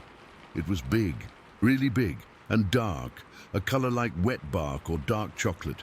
It was walking away from the road, down a small, steep hill that led to a creek you couldn't see from the road, but it wasn't walking on all fours. It was upright, on 2 feet. I remember my grip tightening on the steering wheel, my knuckles going white. My foot hovered over the brake, but I didn't press it. I just kept rolling forward, slow, maybe 10 miles an hour. I didn't want to startle it. I didn't know what it was, but I knew I didn't want its attention. This is the part that gets stuck in my head, playing over and over. Its walk. It wasn't like a man's walk. It was heavy, powerful, but with a slight stoop, like its shoulders were hunched up high. Its arms were long, longer than any man's arms should be, and they swung slightly at its sides. It wasn't hurrying. It was just moving with this deliberate, steady pace, heading down toward the sound of the creek. It was so damn big. I'm 6 feet tall, and this thing had to be at least 1.5 feet taller than me and broad. It was built like a powerlifter, all thick muscle under that dark hair. My mind was screaming, bear, but my eyes were telling my mind to shut the hell up. A bear walks on all fours. When a bear stands up, it's awkward. It's for a second to get a better look. It doesn't just casually stroll down a hill on its hind legs like it's going for an evening walk. This thing was built to walk that way. The proportions were all wrong for a bear. The legs were too long. The back wasn't arched right. I was maybe 50 yards away now, and I could see it more clearly. The hair wasn't shaggy like a bear's. It was shorter, tighter to the body, and it seemed uniformly dark. I couldn't see a face. Its head was kind of set forward on its shoulders, and I never got a clear look at its profile. I didn't want to. A cold dread was starting to pool in my stomach, a heavy, sinking feeling that had nothing to do with logic. I brought the Bronco to a complete stop. The engine idled rough, a sound that suddenly felt incredibly loud in the silence. I was terrified that the noise would make it turn around. I didn't want to see its face. I just wanted it to keep going, to disappear. I held my breath, and it did keep going. It reached the bottom of the hill, where the brush got thicker, a tangle of rhododendron and young pines. It didn't push through the brush. It didn't make a sound, not a single snapped twig, not a rustle of leaves. It just stepped into the thicket and was gone. 1 second it was there, a massive, dark, impossible shape, and the next second, the space where it had been was just empty woods. I sat there for a full minute, maybe 2, just staring at the spot.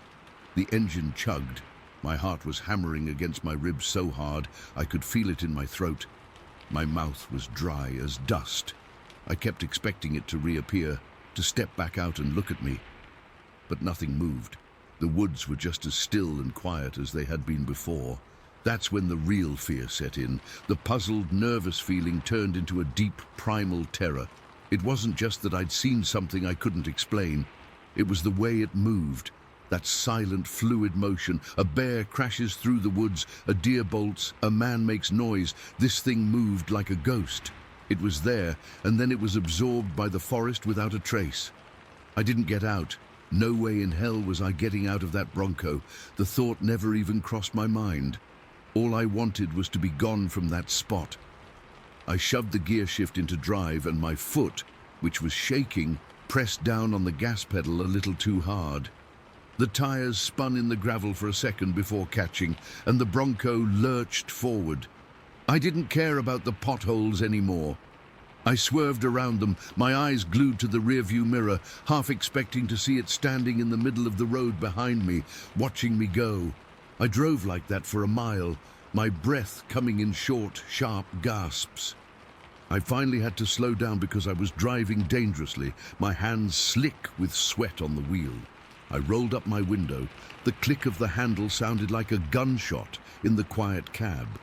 I locked the door, a stupid automatic gesture that felt utterly pointless. If that thing wanted in, a thin sheet of metal and glass wasn't going to stop it. For the rest of the drive, my mind was racing, trying to find any other explanation. A guy in a ghillie suit. No, the size was all wrong. The proportions were animal, not human. A bear with some kind of deformity. It didn't move like any bear I'd ever seen. And I've seen a lot of them. The way it walked was so natural, so efficient. It was built for that terrain, for moving through those woods in a way that left no sign. I kept glancing in the rearview mirror, my neck tense. Every shadow between the trees looked like a moving shape. Every stump looked like a crouching figure. The peaceful evening had been ripped away, replaced by a feeling of being watched, of being hunted. The woods didn't feel peaceful anymore. They felt like a wall, hiding something ancient and unseen. I finally hit the paved county road and turned toward home, my heart rate only starting to come down a little, but the fear didn't leave. It had settled deep inside me, a cold stone in my gut. I kept going over the details in my head, the slight stoop, the swing of those long arms, the sheer, silent way it vanished. It was the silence that got to me the most. In the woods, everything makes a sound. Squirrels, birds, the wind, the leaves. This thing moved with a silence that felt unnatural, wrong. It was like it didn't quite belong to this world, like it was a part of the shadows themselves. When I got home, I pulled into my driveway and just sat there for a long time, the engine off, listening to the ticks and pings as it cooled down. I didn't want to go inside. The normalcy of my house, my yard, the streetlights coming on, it all felt fake, like a thin veneer over something much darker and older that was still out there in the woods. I never told my wife. What would I say? "Hey, honey, I think I saw Bigfoot today." She'd have laughed, or worse, been genuinely worried about my mental state. I just came inside, washed the dirt off my hands, and tried to act normal.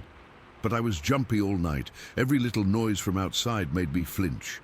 I've been back to that area since, but never to that specific clear-cut, and never alone. I stick to more open areas now, places with long sight lines. I still look for my artifacts. It's my passion. But the joy of it is different now. It's tinged with a low-level anxiety that never quite goes away. I've read stories online, accounts from other people who've seen things in the woods of White County and all over North Georgia. They talk about the same feeling, the same impossible silence, the same gut-level knowledge that what they're looking at isn't a bear, isn't a man. It's something else. And the most terrifying part, the part that keeps me up some nights, isn't really the sight of it. It's the ending, the way it just ceased to exist. One moment it was a solid physical thing, a creature of immense weight and power, and the next, it was nothing. It left no sound, no broken branches, no tracks that I could see from the road. It was as if the forest had opened up and swallowed it whole, leaving me alone with the fading light and a fear so profound, I still can't put it into words. I saw it. I know I did. But it left no proof, no evidence that it was ever there at all. It's just a memory now, a dark shape moving silently down a hill, a puzzle with a missing piece that I know in my bones I will never find. Story 10. So this happened about 5 years ago, but it feels like yesterday. I still can't sleep right if I think about it too much. My friend and I, we've been buddies since high school, decided to go camping deep in the woods of Illinois. Not one of those family campgrounds with picnic tables and bathrooms, but way out there, where you have to hike for hours just to find a spot that isn't on any map. We'd done it before, always packing light but ready for anything. This time, though, we brought guns and machetes, not because we expected trouble, but because you hear stories, you know, better safe than sorry. We drove out early that morning, leaving around 6 o'clock. The sun was just coming up, and the air was cool and damp. I remember the smell of wet leaves and dirt as we parked the truck off some old logging road. From there, it was a 2-hour hike in, carrying our packs. My friend was ahead of me, cracking jokes about how we were going to rough it like real outdoorsmen. I laughed, but I was already feeling that little knot in my stomach. The woods were thick, mostly oak and pine, and the light barely made it through the canopy. It was quiet, too quiet, like everything was holding its breath. We found a spot near a small creek, about half a mile off any trail. It was flat and clear enough, so we started setting up. We used the machetes to cut back some of the underbrush, making a circle maybe 20 feet across. I remember the sweat dripping down my back, the sting of it in my eyes. My hands were sore from swinging the machete, and the blisters were starting to form. We gathered dry wood for a fire, stacking it up in the center.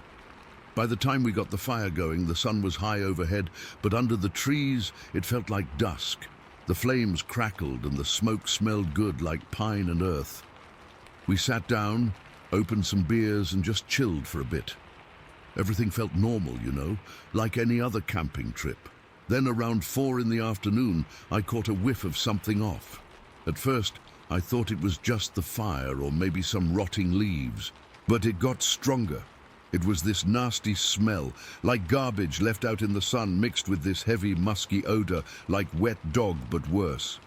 I nudged my friend and said, "You smell that?" He sniffed the air and nodded, his face tightening. We both stood up looking around. The woods were still quiet, but now it felt different, oppressive. That's when we heard it, a rustling sound, not too far off. It wasn't like a squirrel or a deer, it was heavier, more deliberate. We grabbed our guns, just holding them, not aiming or anything.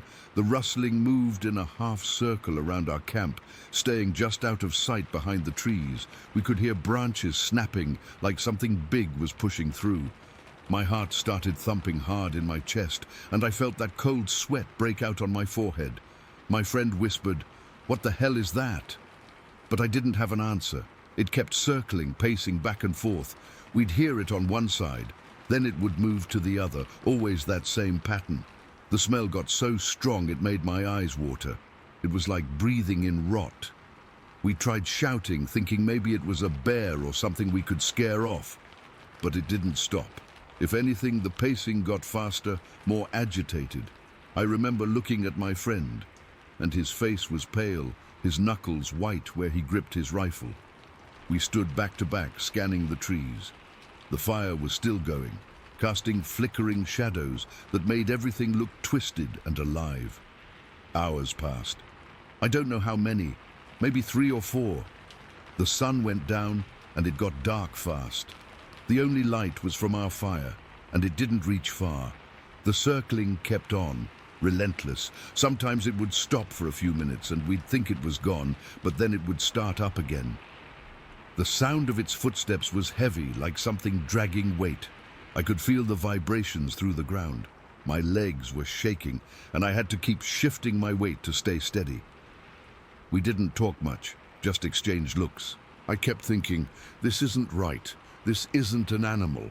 Animals don't pace like that, don't smell like that. They'd either attack or run away. Around 10 o'clock, it seemed to leave. The pacing stopped, and the smell faded a bit. We let out a breath, thinking maybe it was over. We sat down by the fire, trying to calm our nerves.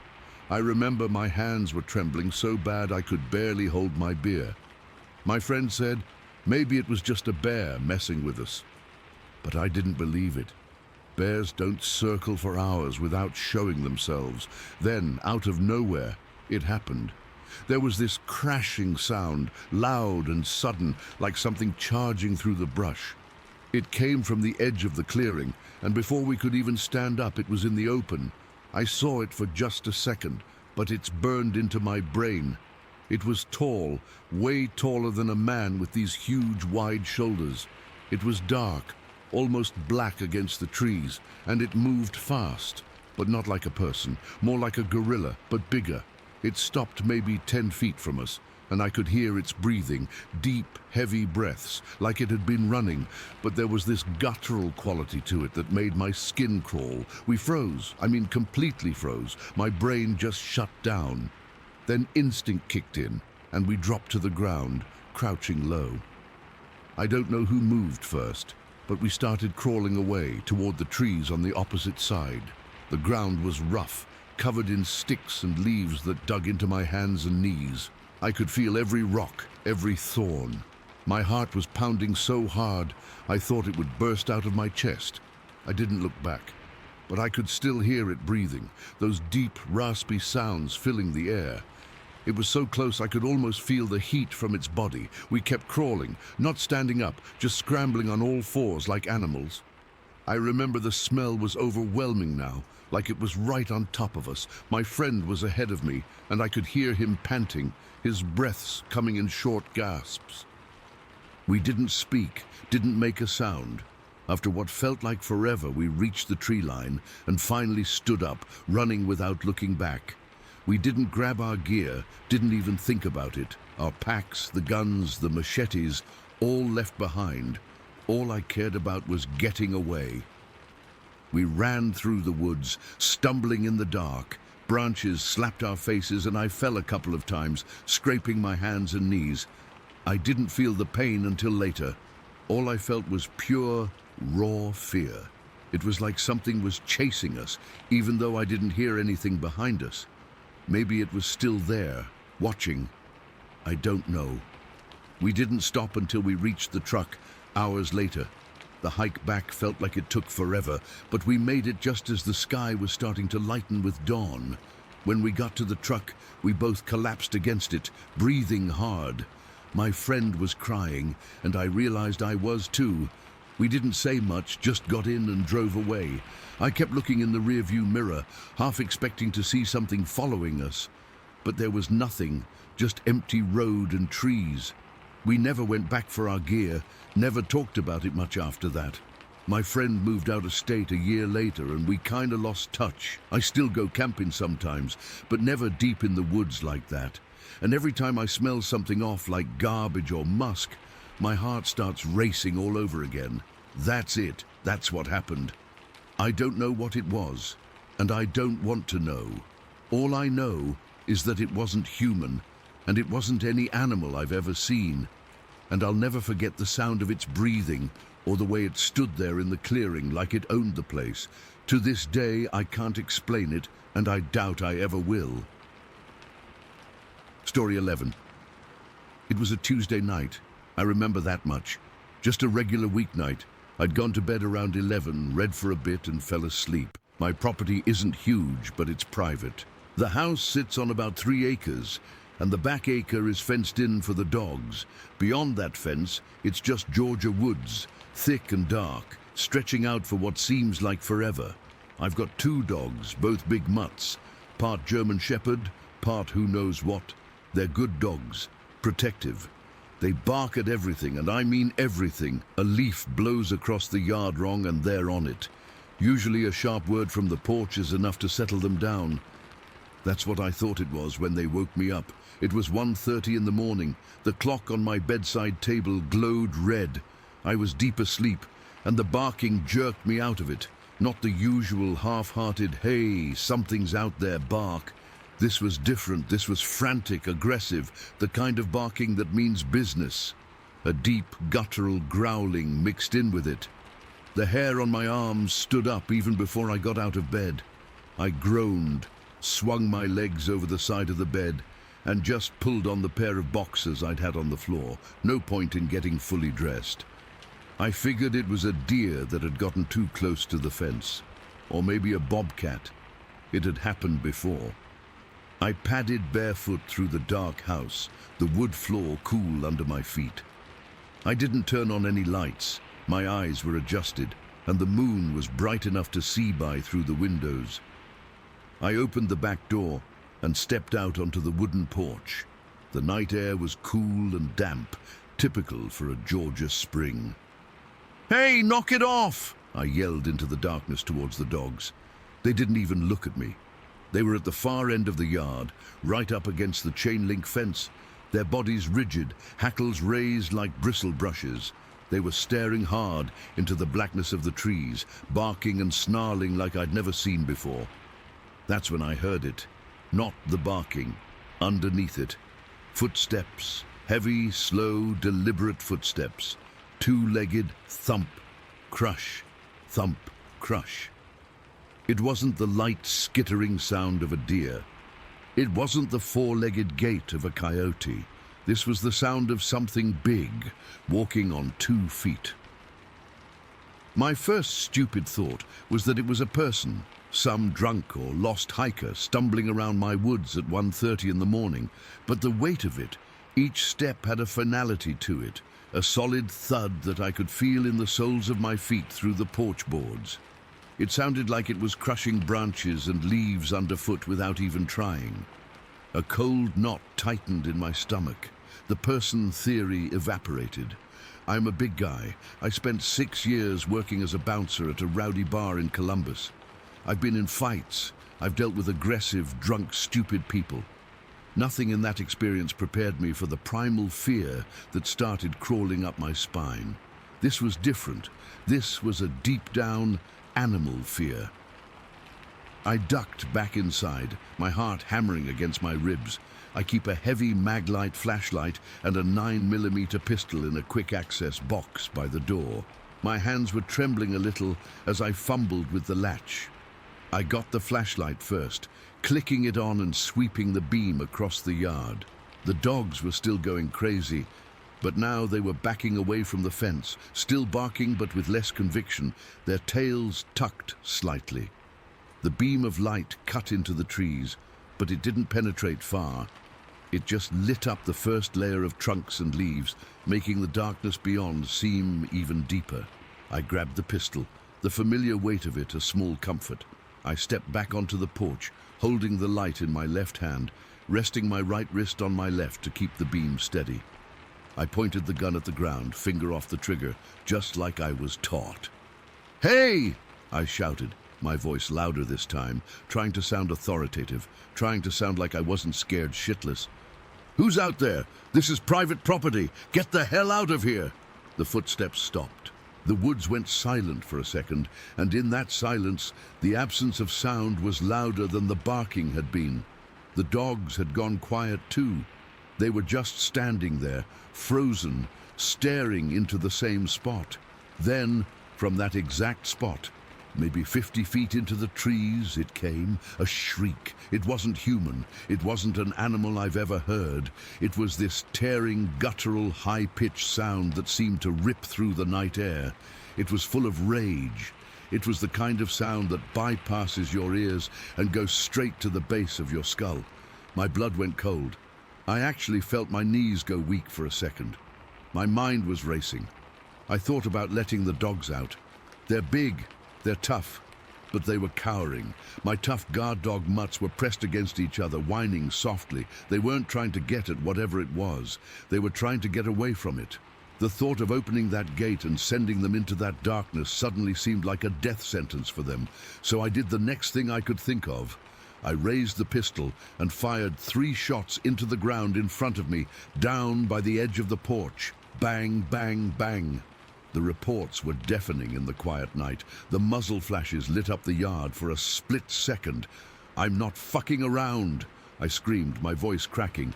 "Get out of here." For 2 heartbeats there was nothing. Then an answering shriek, even louder, even closer.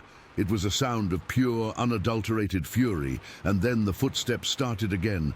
But they weren't walking anymore. They were running. Thump crush, thump crush. Thump crush, heavy, fast, two-legged strides, crashing through the undergrowth, coming right at me. The ground actually vibrated. I could feel the impacts through the porch boards, up through my bare feet. I stood there, frozen, the flashlight beam shaking wildly. I couldn't see it. I just saw the trees at the edge of the beam shaking, heard the incredible force of its movement. It was like a bulldozer was plowing through the woods, headed straight for my house. That's when I lost my nerve. The bouncer bravado, the property owner confidence, it all just vanished. What was left was a terrified animal. I backpedaled, my bare feet slipping on the wooden porch. I fumbled for the door handle, shoved the door open, and fell back into my house. I slammed the door shut and threw the deadbolt, my chest heaving. I was panting, sweating despite the cool air. I leaned against the door, listening. The running stopped right at the tree line, just on the other side of the fence. I could hear it breathing. It was a heavy, wet, rhythmic sound, like a horse after a hard run, but deeper. I didn't dare look out the window. I just stood there, pressed against the door, pistol gripped so tight my knuckles were white. Then it did something that I still have nightmares about. From the trees, clear as day, came three sharp, percussive knocks. Knock, knock, knock. It wasn't a branch falling, it wasn't an animal. It was the sound of something solid and heavy being struck against a tree trunk. Three distinct measured knocks, an answer, a mockery. It had mimicked my 3 gunshots. My blood didn't just run cold, it felt like it turned to ice water in my veins. This wasn't just a beast. This was something that understood, something that was communicating. The fear I felt then was a whole new kind of terror. It was the fear of the unknown, the fear of something intelligent and powerful that saw my home as its territory. I stayed pressed against that door for what felt like an eternity. I could hear it moving out there. It would be quiet for a few minutes, and I'd start to hope it had left. Then I'd hear a heavy footstep, or the crack of a branch, always just out of sight. It was circling the property. I could track its movement by sound. It would go from the tree line behind the house, around to the side, then back again. It was pacing. It was waiting. I finally gathered the courage to crawl on my hands and knees to the living room window. I slowly, so slowly, peeked over the windowsill. The moon was still bright. I scanned the tree line, and I saw it. Not clearly, not a full silhouette, but a shape. A massive, dark shape, much taller and broader than a man, standing between 2 pine trees. It was just standing there, perfectly still, facing the house. I couldn't see any details, no eyes, no face, just a towering patch of deeper blackness that blotted out the trees behind it. I ducked back down, my heart trying to beat its way out of my chest. I didn't look again.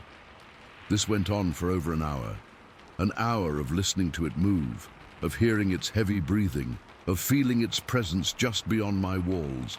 I didn't move from my spot on the floor. I just sat there with my back against the wall, the gun in my lap, listening. The dogs had vanished. At some point during the chaos, they must have squeezed through their dog door and were now hiding somewhere inside the house. They didn't make a sound. Sometime after 3 in the morning, the sounds stopped. The footsteps ceased. The breathing faded.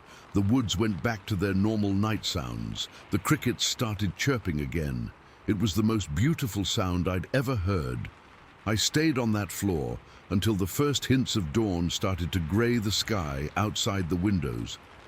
I must have fallen asleep from sheer exhaustion, because the next thing I knew, it was fully light out. My body was stiff and sore.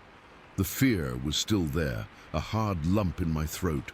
I got up, my muscles protesting, and still holding the gun. I went to the back door. I unlocked it and stepped out onto the porch, squinting in the morning sun. The yard was a mess. The grass was torn up in patches near the fence. The dogs were nowhere to be seen. I called for them, my voice hoarse. After a minute, they slunk out from under the porch, tails between their legs, ears flat. They wouldn't go near the fence. They just stood by my legs, trembling. I had to see, I had to know. I went back inside, pulled on some jeans and boots, and grabbed my pistol again. I walked out into the yard, the dogs following close behind me, pressing against my legs. The air smelled different. There was a musky, foul odor hanging around, like wet dog and rotten meat. It was strongest near the fence. I looked at the ground on the other side of the fence, in the soggy soil from a recent rain, and there it was. A footprint. It was enormous. I wear a size 13 boot, and I placed my foot next to it. This thing was easily 15 inches long and wide. It wasn't a bear print. It was clearly a footprint with a definite arch and what looked like 5 toes. The depth of it was staggering. Whatever made this was unbelievably heavy. I felt dizzy looking at it.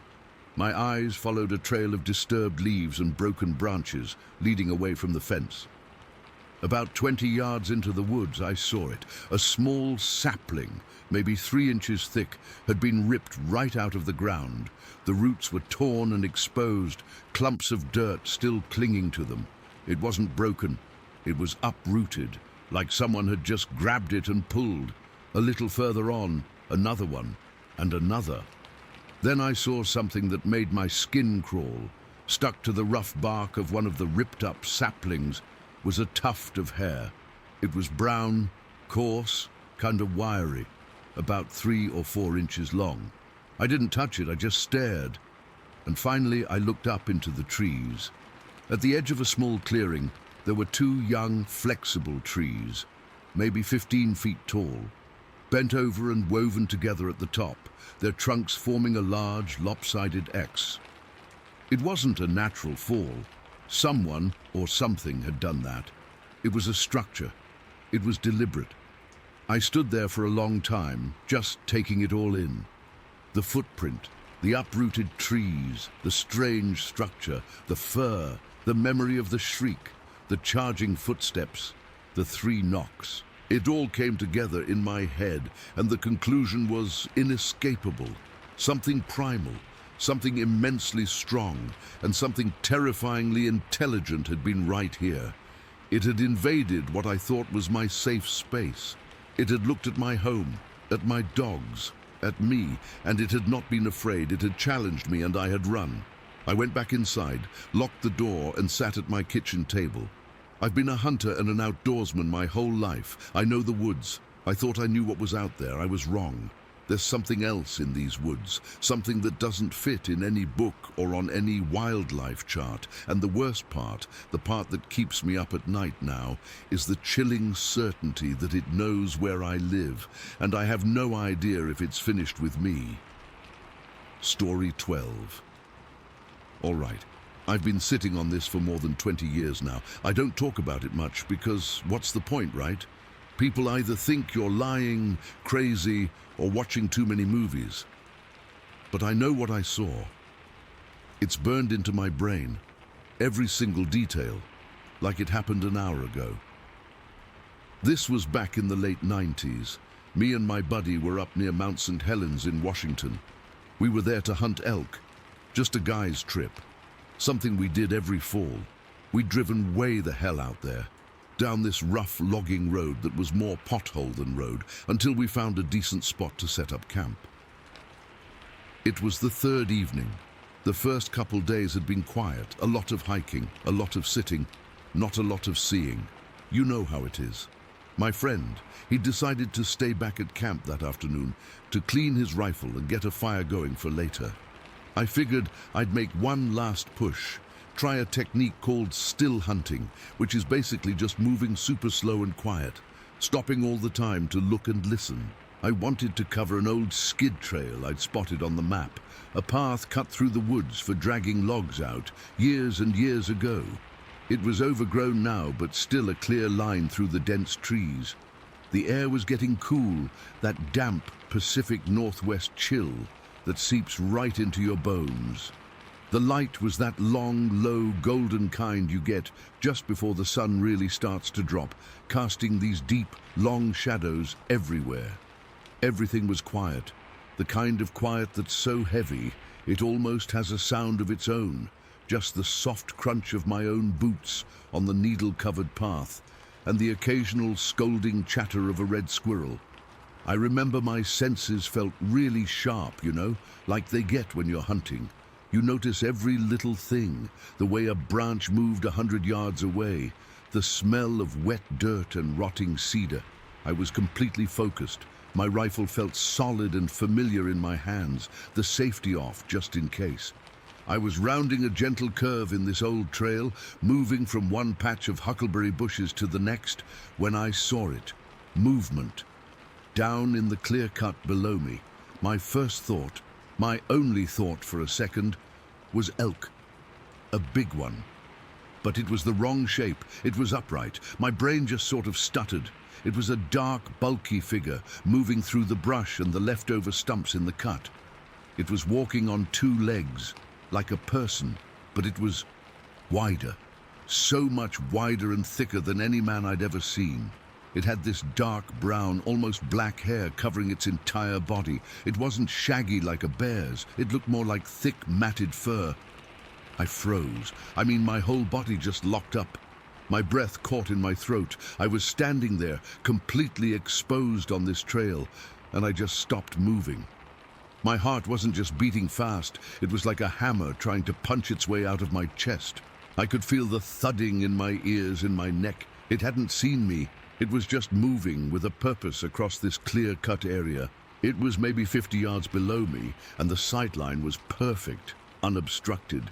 There were no trees between us, just some low brush and stumps. This wasn't a glimpse, this was a view. Then it stepped clear of a big cluster of salmonberry bushes. That was the moment, the terror moment. That's when the last bit of maybe it's a bear or maybe it's a guy in a suit just vaporized. It stepped out, and I got a clean, full-body look at it. Its head was set low on its shoulders, no real neck to speak of, just these massive trapezius muscles that sloped up from its broad back to the base of its skull. The head itself was conical, sort of pointy at the top. I couldn't see its face clearly from that angle and distance, just a dark patch where a face would be. Its legs were huge, like tree trunks, and they flexed with every step.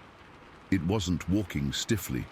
It moved with a powerful, fluid grace that was shocking for something so big. Its arms were long, way longer than a man's, and they swung at its sides. Not like a human, whose arms swing rhythmically, but with a heavier, more deliberate motion. The sheer size of it is what finally made my legs feel weak. I'm 6 feet tall, and I've seen big guys. This thing, it made me feel like a child. It had to be at least 7, maybe 8 feet tall, and it must have weighed well over 500 pounds, all of it just solid, dense muscle and mass. It was built. It wasn't just tall and lanky, it was broad and thick like a powerlifter crossed with a gorilla. It didn't look at me. It just kept walking, heading for the tree line on the other side of the clear cut. It moved through the area like it owned it, like it was just passing through on its own business. There was no aggression, no posturing. It was just there. I was still frozen solid. My finger was outside the trigger guard, just resting on the stock of my rifle. The thought of raising it, of aiming, never even crossed my mind. It wasn't a conscious decision. It was like some deep, primal part of my brain had taken over and was screaming at me to be still, to be silent, to not attract its attention. I wasn't a hunter in that moment. I was prey. I felt small and fragile. As it moved, crossing almost directly downwind from me, the smell hit me. It was a wave, a strong, musky animal smell. It's hard to describe. It wasn't like a wet dog exactly. It was earthier than that. It was like a combination of old, damp fur, dead things, and just this overpowering, wild, gamey musk. It was so potent it made my eyes water a little and my stomach clench. It was the smell of something that lived deep in the woods, something that never saw a shower or a house, a raw wilderness smell. I can still almost smell it now, if I think about it too hard. It reached the tree line, and without even breaking stride, it just melted into the shadows between the big Douglas firs. 1 second it was there, this massive dark figure silhouetted against the fading light, and the next it was gone, just gone. The forest just swallowed it up like it had never been there. I didn't move for a long time. I'm not sure how long. It could have been 30 seconds. It could have been 5 minutes. Time just got weird. I was still standing in the same spot, my knees locked, my hands gripping my rifle way too tight. The only thing that finally broke the spell was a chickadee landing on a branch not far from me and letting out its little call. It sounded impossibly loud. My body started to unlock, and the first thing I felt was this overwhelming sense of awe. It wasn't just fear anymore, though the fear was still there, buzzing under my skin like electricity. It was this profound, humbling feeling. I had just seen something I wasn't supposed to see, something that wasn't supposed to be real. I finally made myself move. I turned around and started walking back to camp. I wasn't still hunting anymore. I was just walking fast, my head on a swivel, looking at every shadow, every tree. Every little sound, a branch snapping, the wind rustling the leaves, made me jump. My heart was still going crazy. I kept replaying what I'd seen in my head, over and over, checking the details, making sure I hadn't imagined it. But the smell was still in my nostrils. That was the proof I couldn't argue with. I got back to camp, and my friend was by the fire, stirring a pot of chili. He took one look at my face and said, "What's wrong with you? You look like you've seen a ghost."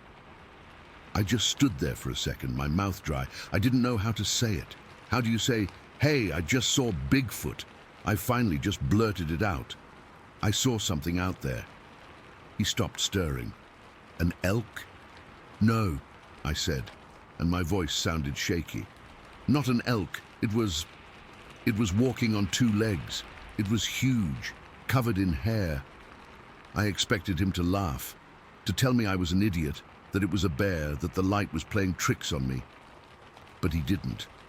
He just looked at me, his expression serious. He was quiet for a minute. Then he said, "Yeah, there's stories about that around here. The loggers talk about it. The Indians too. They call it Sasquatch." He didn't laugh. He didn't mock me. He just accepted it. And that, in a way, was almost more frightening than if he had laughed. It meant it was a real thing, a known thing in these woods. I wasn't the first. We didn't talk about it much after that. We ate our chili, the fire crackling, the darkness of the forest pressing in around our little circle of light. It felt different now. The woods weren't just empty wilderness anymore. They were occupied. I kept looking out past the firelight, into the blackness, half expecting to see 2 glowing eyes staring back. I didn't sleep much that night. Every little noise had me wide awake, my hand on my rifle. The next morning, we packed up and left. We didn't even discuss it. We just both knew we were done hunting for that trip. That was it. That one encounter, maybe 2 minutes from start to finish, on a random evening in the late 90s, but it changed everything for me. It confirmed something. I'd always been open to the idea of Bigfoot, I guess, in a vague sort of way.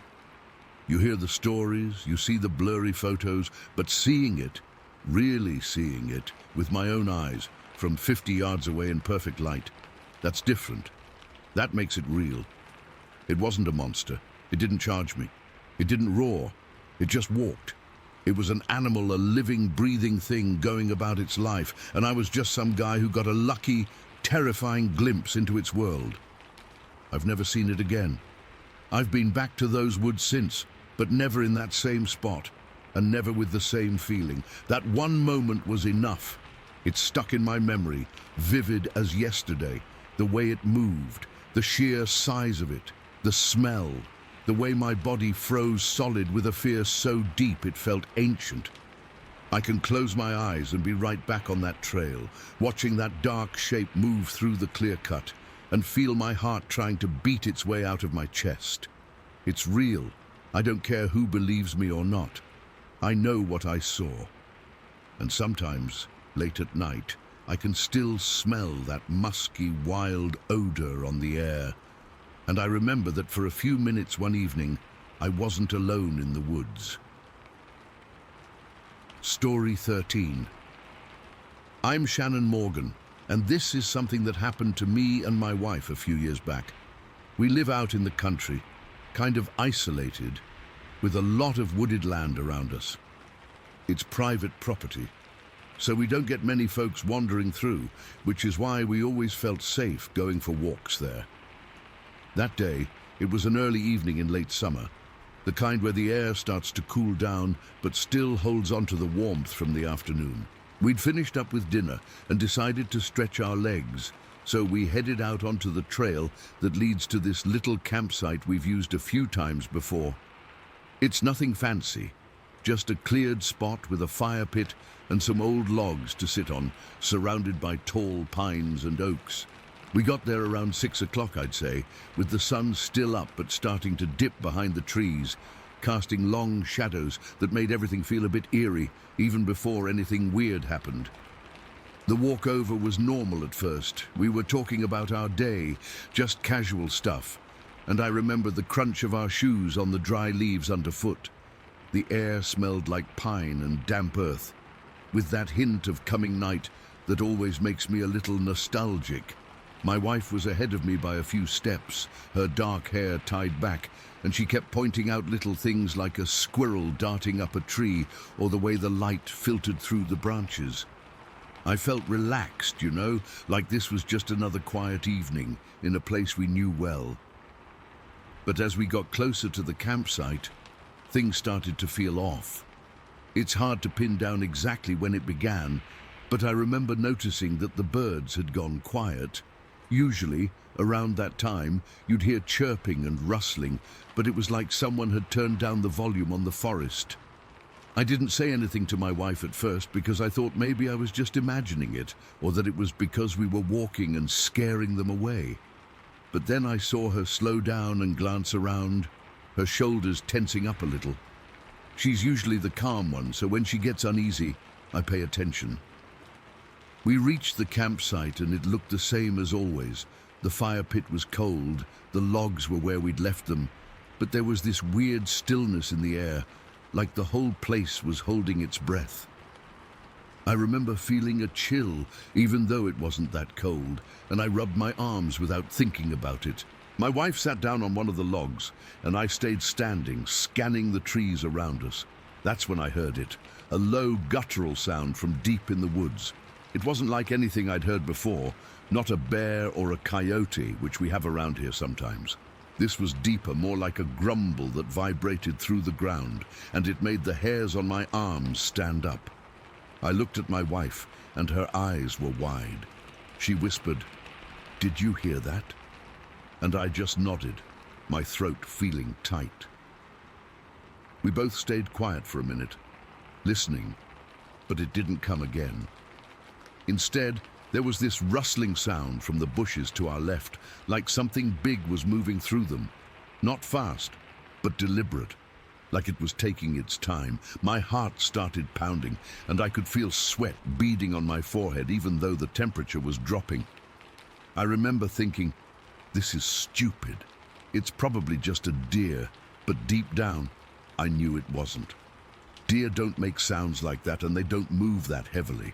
The rustling got closer, and I could see the branches shaking.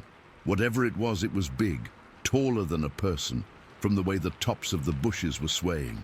My wife stood up slowly, her hand reaching for mine, and her fingers were ice cold. We didn't say anything. We just stared at that spot, waiting. The light was fading fast now, turning everything gray and shadowy, and that made it worse because I couldn't see details, just shapes. Then, for a split second, I caught a glimpse of something dark and massive moving between the trees. It was too big to be a bear, and it stood upright, like a person, but hunched over. My breath hitched, and I felt this jolt of fear shoot through me like electricity. I pulled my wife back, and we started edging away from the campsite, toward the trail we'd come from. But as we moved, that low sound came again, louder this time, and it was followed by a series of knocks, like someone was hitting a tree with a thick branch. Thump, thump, thump. It sounded close, maybe 30 yards away, and it had this rhythm to it that felt intentional, like a warning. My mind was racing, trying to make sense of it, but all I could think was, this isn't right. This isn't normal. We kept backing up, and I could hear my own breathing, ragged and loud in the quiet. My wife was squeezing my hand so hard it hurt, but I didn't care. Then, from the corner of my eye, I saw movement to our right. I turned my head slowly, and there it was, standing at the edge of the trees, partially hidden by shadows. It was tall, maybe 7 or 8 feet, with broad shoulders and dark, shaggy hair covering its body. I couldn't see its face clearly, but I got the impression of deep-set eyes and a heavy brow. It just stood there, not moving, and I felt this overwhelming sense of being watched, like it was studying us. My stomach churned, and I had this urge to run, but my legs felt like jelly. We froze, and for what felt like forever, nothing happened. The knocking had stopped, and the only sound was the wind rustling the leaves overhead. But then it took a step forward, and I saw how big its feet were, like dinner plates, leaving deep impressions in the soft ground. It didn't make any noise as it moved, which was creepy, because something that size should have been crashing through the underbrush. Instead, it was almost graceful, in a terrifying way. I could smell something then, a foul odor like rotten meat and wet fur, and it made me gag. My wife whispered, "Shannon, what is it?" But I didn't have an answer. All I could do was shake my head, my mouth dry. We started moving again, slowly at first, then faster, as the thing took another step toward us. It didn't run or charge, it just kept pace, like it was herding us. We were on the trail now, and I could see our house in the distance, the lights from the windows looking so far away. My heart was hammering in my chest, and I could feel the adrenaline making my hands shake. I kept glancing back, and every time I did, it was still there, following us but keeping its distance.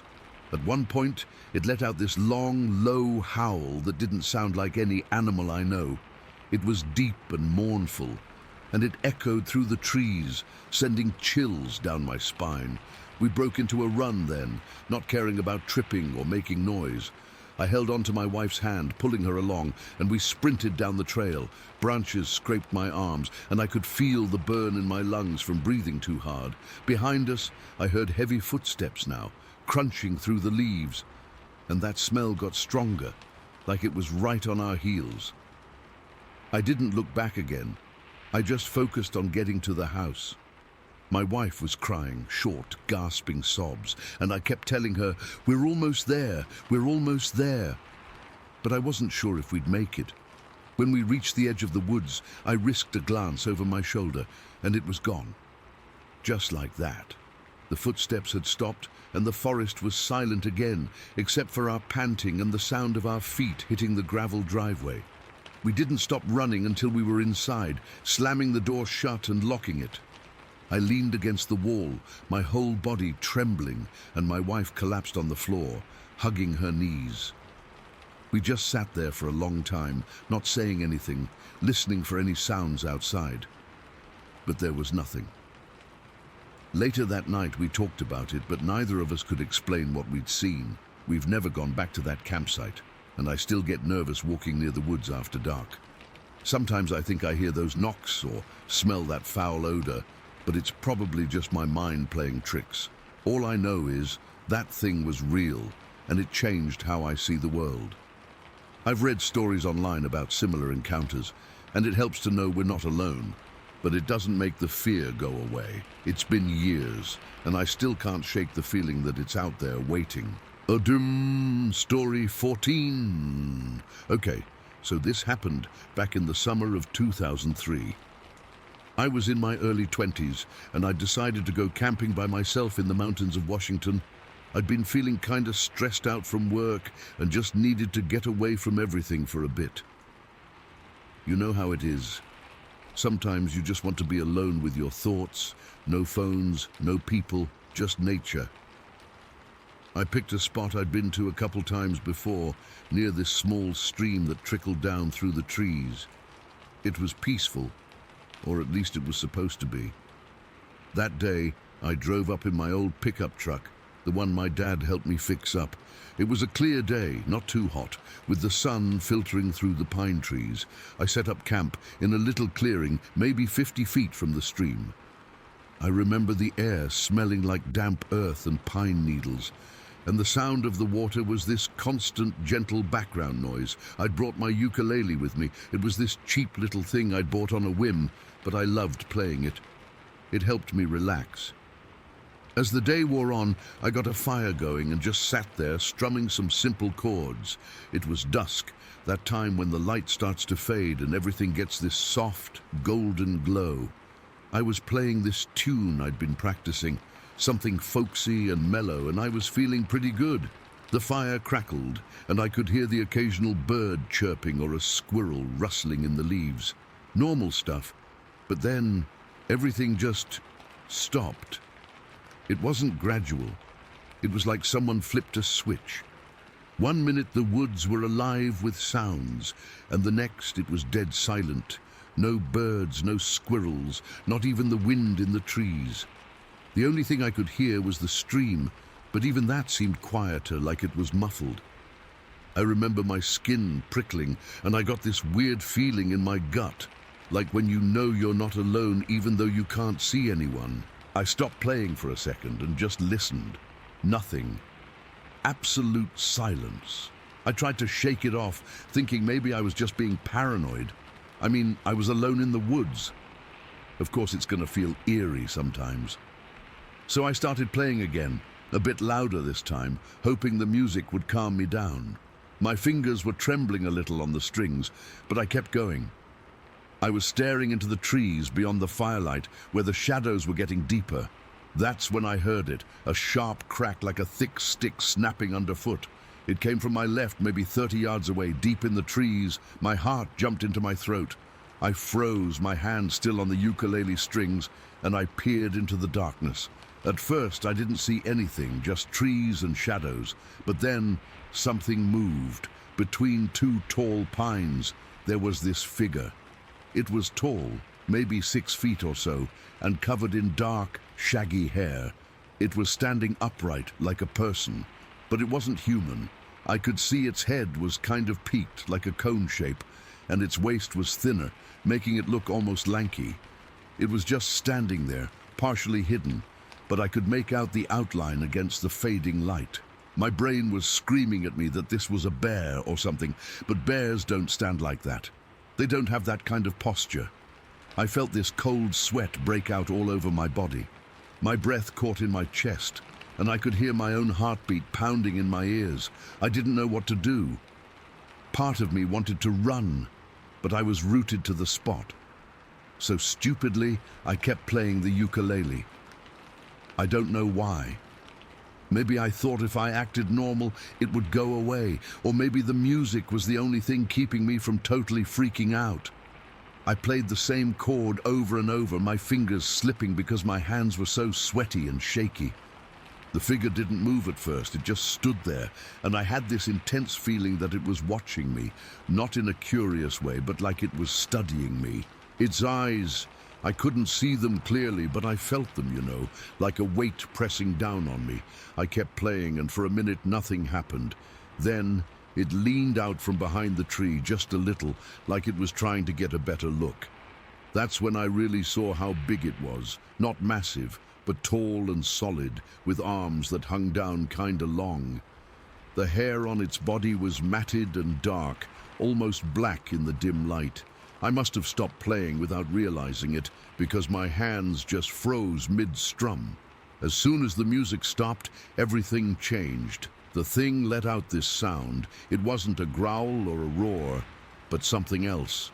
It was deep and guttural, almost like a mix between a moan and a scream, but muffled, like it was coming from deep in its chest. It sent chills straight down my spine. Then it reached out and grabbed a nearby sapling, and it shook it violently. Not just a little wiggle, I'm talking full-on thrashing, like it was trying to tear the damn tree out of the ground. The whole area around it seemed to shudder, and I heard branches cracking and leaves rustling loudly. That's when pure terror took over. I dropped my ukulele, it hit the ground with a dull thud, and I scrambled to my feet. My mind was racing, but all I could think was, get out now. I started packing up my stuff frantically. My hands were shaking so bad I could barely fold my tent. I just yanked it down, not even bothering to roll it properly, and threw it into the back of the truck, along with my sleeping bag and cooler. I kept glancing over my shoulder, expecting to see it coming closer, but it was still back in the trees, though I could hear more shaking and that weird sound again, like it was getting agitated. I didn't even put out the campfire. I just grabbed whatever was within reach and tossed it into the truck. My heart was hammering against my ribs, and I was breathing in short, panicked gasps. I remember the smell of smoke from the fire mixing with the scent of my own fear sweat. It took me maybe 5 minutes to get everything, but it felt like hours. Every second, I expected to see that figure step out into the clearing. When I finally jumped into the driver's seat, my keys were slippery in my hand. I fumbled with the ignition, and the engine roared to life. I didn't look back. I just slammed the truck into gear and peeled out of there, kicking up dirt and gravel. The headlights cut through the darkness, and for a split second, I thought I saw movement in the trees, but I didn't wait to find out. I drove down that mountain road as fast as I could, my knuckles white on the steering wheel. The whole way, I kept checking the rearview mirror, half expecting to see it following me. But there was nothing, just blackness. By the time I got back to the main road, I was shaking so hard I had to pull over for a minute. I sat there with the engine running, trying to catch my breath. My clothes were damp with sweat, and I could still smell the campfire on me. I kept replaying it in my head, the silence, the figure, that sound, the shaking trees. It felt surreal, like a bad dream, but I knew it was real because my ukulele was still on the passenger seat where I'd thrown it. When I got home, I told my dad about it. He's into all that cryptid stuff, and he immediately said it sounded like a Bigfoot, maybe a young one based on the size. I laughed it off at first, said it was probably just a bear or my imagination, but the more I thought about it, the more it didn't fit. Bears don't stand like that. They don't make sounds like that, and they don't shake trees with that kind of intensity. And why did it happen right when I stopped playing? It was like the music was keeping it calm, or maybe drawing it in. That thought stuck with me, that it was attracted to the ukulele. To this day, I haven't gone camping alone again. I get this knot in my stomach whenever I think about those woods, and sometimes I have dreams where I'm back there playing my ukulele and everything goes silent. I never saw anything like it again, and part of me is glad. But another part wonders what it was and why it was there. I still have that ukulele, but I don't play it much anymore. Every time I do, I get this uneasy feeling, like I'm inviting something I don't understand. And that's it. That's what happened that day. I don't have any answers, and I probably never will. All I know is that I was there, and something was there with me, and it changed how I see the world. I used to love the wilderness, but now I can't shake the fear that there are things out there we don't know about, things that watch us when we think we're alone. Story 15. Okay, so I've been sitting on this for years, and I guess now's as good a time as any to get it out. I've told a few people, but most just look at me like I'm crazy, so I'm putting it here where maybe someone will get it. This happened back in 2007. Me and my buddy were camping at this strip pond in Ohio. We'd been there before. It was kind of our spot, quiet and isolated, perfect for fishing and just getting away from everything. But that weekend, everything changed. We'd driven out on a Friday afternoon, the car packed with gear, and got to the pond around dusk. The place was exactly how I remembered it. This long, narrow pond tucked between these steep, grassy walls that rose up almost straight on one side. They were so high and sheer, you'd think no one could climb them. But we'd seen deer tracks and stuff before, so we knew animals came down to drink. We set up our tent right at the base, maybe 20 feet from the water's edge, with the wall looming behind us. It felt cozy at first, you know, the kind of place where you just unwind. That night we built a small fire, cooked some hot dogs, and had a couple beers. We talked about work, life, the usual stuff, and eventually turned in around 11. I remember falling asleep pretty easily, the sound of the water lapping against the shore and the crickets chirping. Everything felt normal. But then I woke up, and it was dead silent. No crickets, no frogs, nothing. Just this heavy, thick quiet that made the hair on my arms stand up. I glanced at my watch. It was just after 4 in the morning. I was lying there trying to figure out what woke me when I heard it. Footsteps. Not like a person's, but heavy, like something big and solid was moving. They were coming from the wall behind our tent, this near vertical slope covered in grass and dirt. At first, I thought it might be a deer or maybe a bear. We'd heard stories, but never seen one there. But these steps were different. They had a weight to them that made the ground vibrate slightly, each one a dull thud that seemed to sink into the earth. I could feel it through the tent floor, this subtle shaking that made my heart start to pound. I nudged my buddy next to me, but he was out cold, snoring softly. I didn't want to wake him and cause a panic, so I just lay there, listening. The footsteps were descending, slow and deliberate, like whatever it was knew exactly where it was going. I held my breath, my ears straining against the silence. Then I heard this raspy breathing right outside the tent. It was loud, like someone with a bad cold, but deeper, more guttural. It sounded close, maybe a foot or two away, just on the other side of the nylon. My whole body went cold. I could feel sweat beading on my forehead, but I was shivering at the same time. My hands were shaking so bad, I had to clench them into fists to keep them still. I kept thinking, this isn't happening, it's just a dream. But the sound was too real.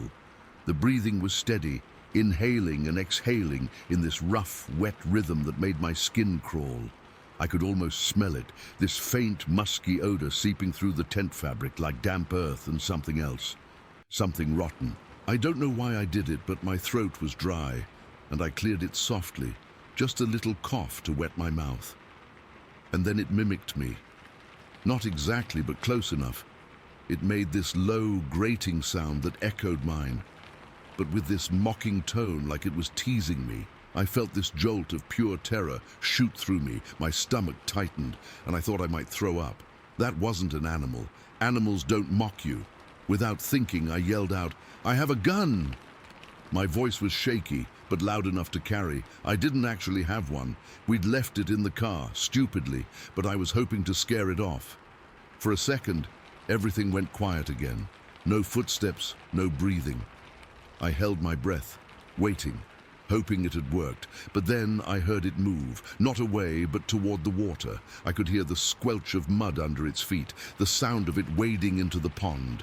It was drinking, I think, because there was this slurping noise, like a person scooping water with their hands.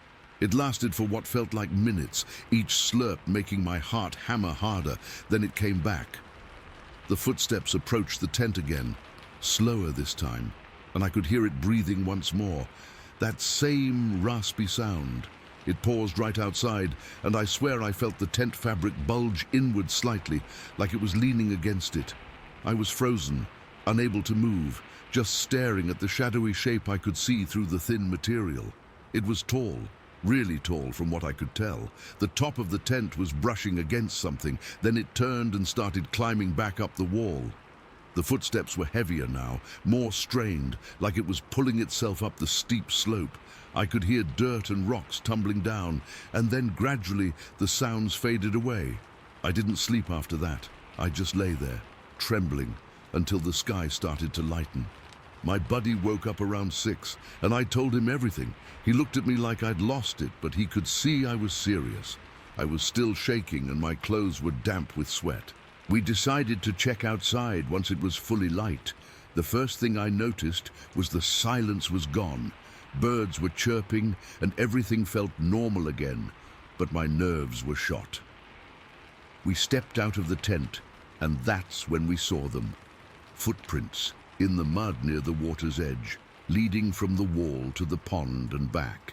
They were huge, at least 18 inches long, and deep, like whatever made them was heavy. The shape was human-like but broader, with toes that splayed out. I knelt down to look and my stomach dropped. They were fresh, the mud still soft and oozing water around the edges. We followed them a bit, and they led right up to where I'd heard the drinking, then back to the base of the wall, where they disappeared into the grass. My buddy was quiet the whole time, just staring at the prints. Finally, he said, "What the hell was that?" I didn't have an answer. We packed up our stuff quickly, not even bothering to make coffee. The whole drive home, we didn't talk much, just sat there with the radio off, lost in our own thoughts. I kept replaying it in my head, the footsteps, the breathing, the mocking mimicry. To this day, I can't explain it. Whatever was out there that night, it wasn't anything I've ever heard of, and I've never gone back to that pond. Sometimes, when I'm alone in the dark, I still hear that raspy breathing, and it makes my blood run cold. Story 16. It was early spring, he said, the kind of morning where winter hasn't fully let go. The air still has that bite to it, and the sun is just a suggestion behind the mountains. He'd been driving his rig since about 4 in the morning, hauling a load from somewhere east over to the coast. His route took him over Sherman Pass on Highway 20. If you've never driven it, it's a serious piece of road, winding, steep in places, long stretches where you don't see another soul, just you and the pine trees and the mountains crowding in. It was one of those clear, cold mornings where the sky was starting to lighten from black to a deep, bruised blue.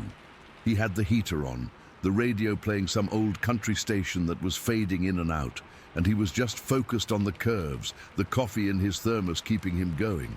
He was coming around a long, sweeping bend, the kind where the trees pull back a little on the west side of the road, giving you a view of a steep, brush-covered slope falling away into a dark valley below. The headlights of his truck cut through the gloom, but it was that weird in-between time where they weren't really necessary anymore, but it wasn't fully light either. That's when he saw it. At first, he thought it was a man. A tall guy, he said, really tall with long dark hair or fur, he couldn't tell. Just kind of shaggy and matted. It was walking through the brush maybe 50-60 yards off the road, moving parallel to it but down the slope a bit. It had this loping, powerful gait, just eating up the ground. My father-in-law said his first thought was, "What the hell is some guy doing out here at this hour?" It didn't make any sense. No car was pulled over, no backpack, nothing, just this figure, moving through the dense undergrowth like it was a stroll in the park. So he did what anyone would do, he guesses. He let his foot off the gas. The big rig groaned a little as it slowed. He wasn't stopping, not yet, just slowing down to maybe 20 miles an hour, just to get a better look. He rolled down his window, the cold air rushing in, sharp and pine-scented. The noise of the engine and the tires on the pavement seemed really loud all of a sudden. As he got closer, the details started to come into focus, and that's when the first little prickle of something wrong went up his spine. The proportions were off. The arms were too long, hanging down past its knees. The shoulders were massive, hunched and powerful looking. It was covered in what looked like dark reddish-brown hair, but it was thick, like a grizzly's coat, not like a man's. It wasn't wearing any clothes. That was the second thing that hit him. No jacket, no pants, nothing. In that freezing morning air, he was maybe 100 feet away now, his truck crawling along, and then it turned its head. It looked right at him. He said that was the moment his brain just short-circuited, because the face, it wasn't a human face. It had a prominent brow ridge, dark, deep-set eyes that caught the dim light from his truck and seemed to reflect it back just for a split second. There was no nose like ours, just kind of a flat, broad structure, and its mouth, he said it wasn't snarling or anything, it was just set in this neutral line, but it was all wrong. But it was the eyes that did it. He said in that instant, their eyes met, and there was a recognition there, not a, "Hey, how are you" recognition, but a deep, primal, instantaneous understanding between the two of them. He knew, in that single, heart-stopping moment, that he was not looking at a man. and it knew that he was seeing it for what it was. The fear that washed over him was immediate and total.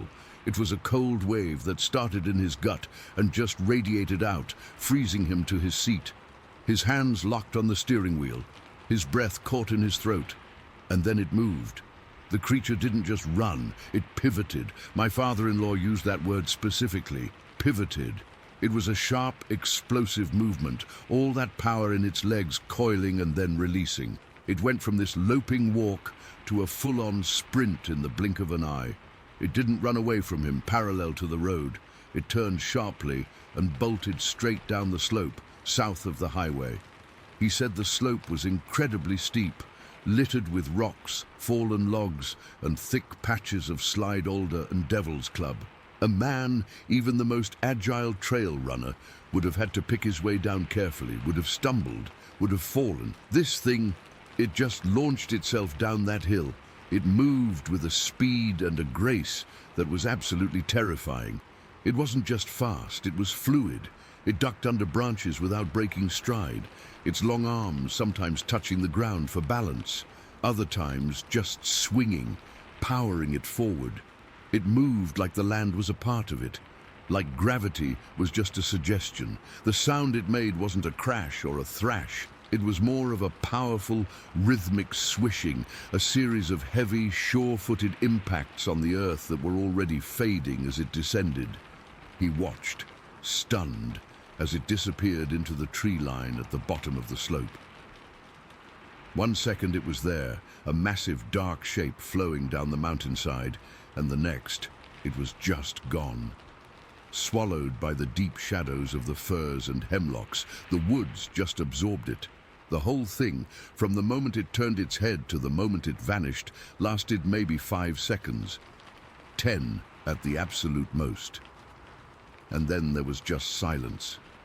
The quiet hum of his idling truck engine, the cold air still pouring through the open window, the empty slope. He sat there for what felt like a long time, just staring at the spot where it had disappeared. His heart was hammering in his chest so hard he could feel it in his temples. His knuckles were white on the wheel. He realized he'd been holding his breath, and he let it out in a ragged, shuddering gasp. The first coherent thought that broke through the sheer blank terror was, "No one is ever going to believe this." He looked in his rearview mirror. The road was empty behind him. He looked ahead. Empty. He was completely alone. The normality of the morning, the lightening sky, the familiar dashboard of his truck, the fading country music, felt like a lie. The world had just tilted on its axis, and he was the only one who had felt it. He pushed his foot down on the gas, too hard. The truck lurched forward. He rolled up the window, his hands shaking so badly he fumbled with the crank.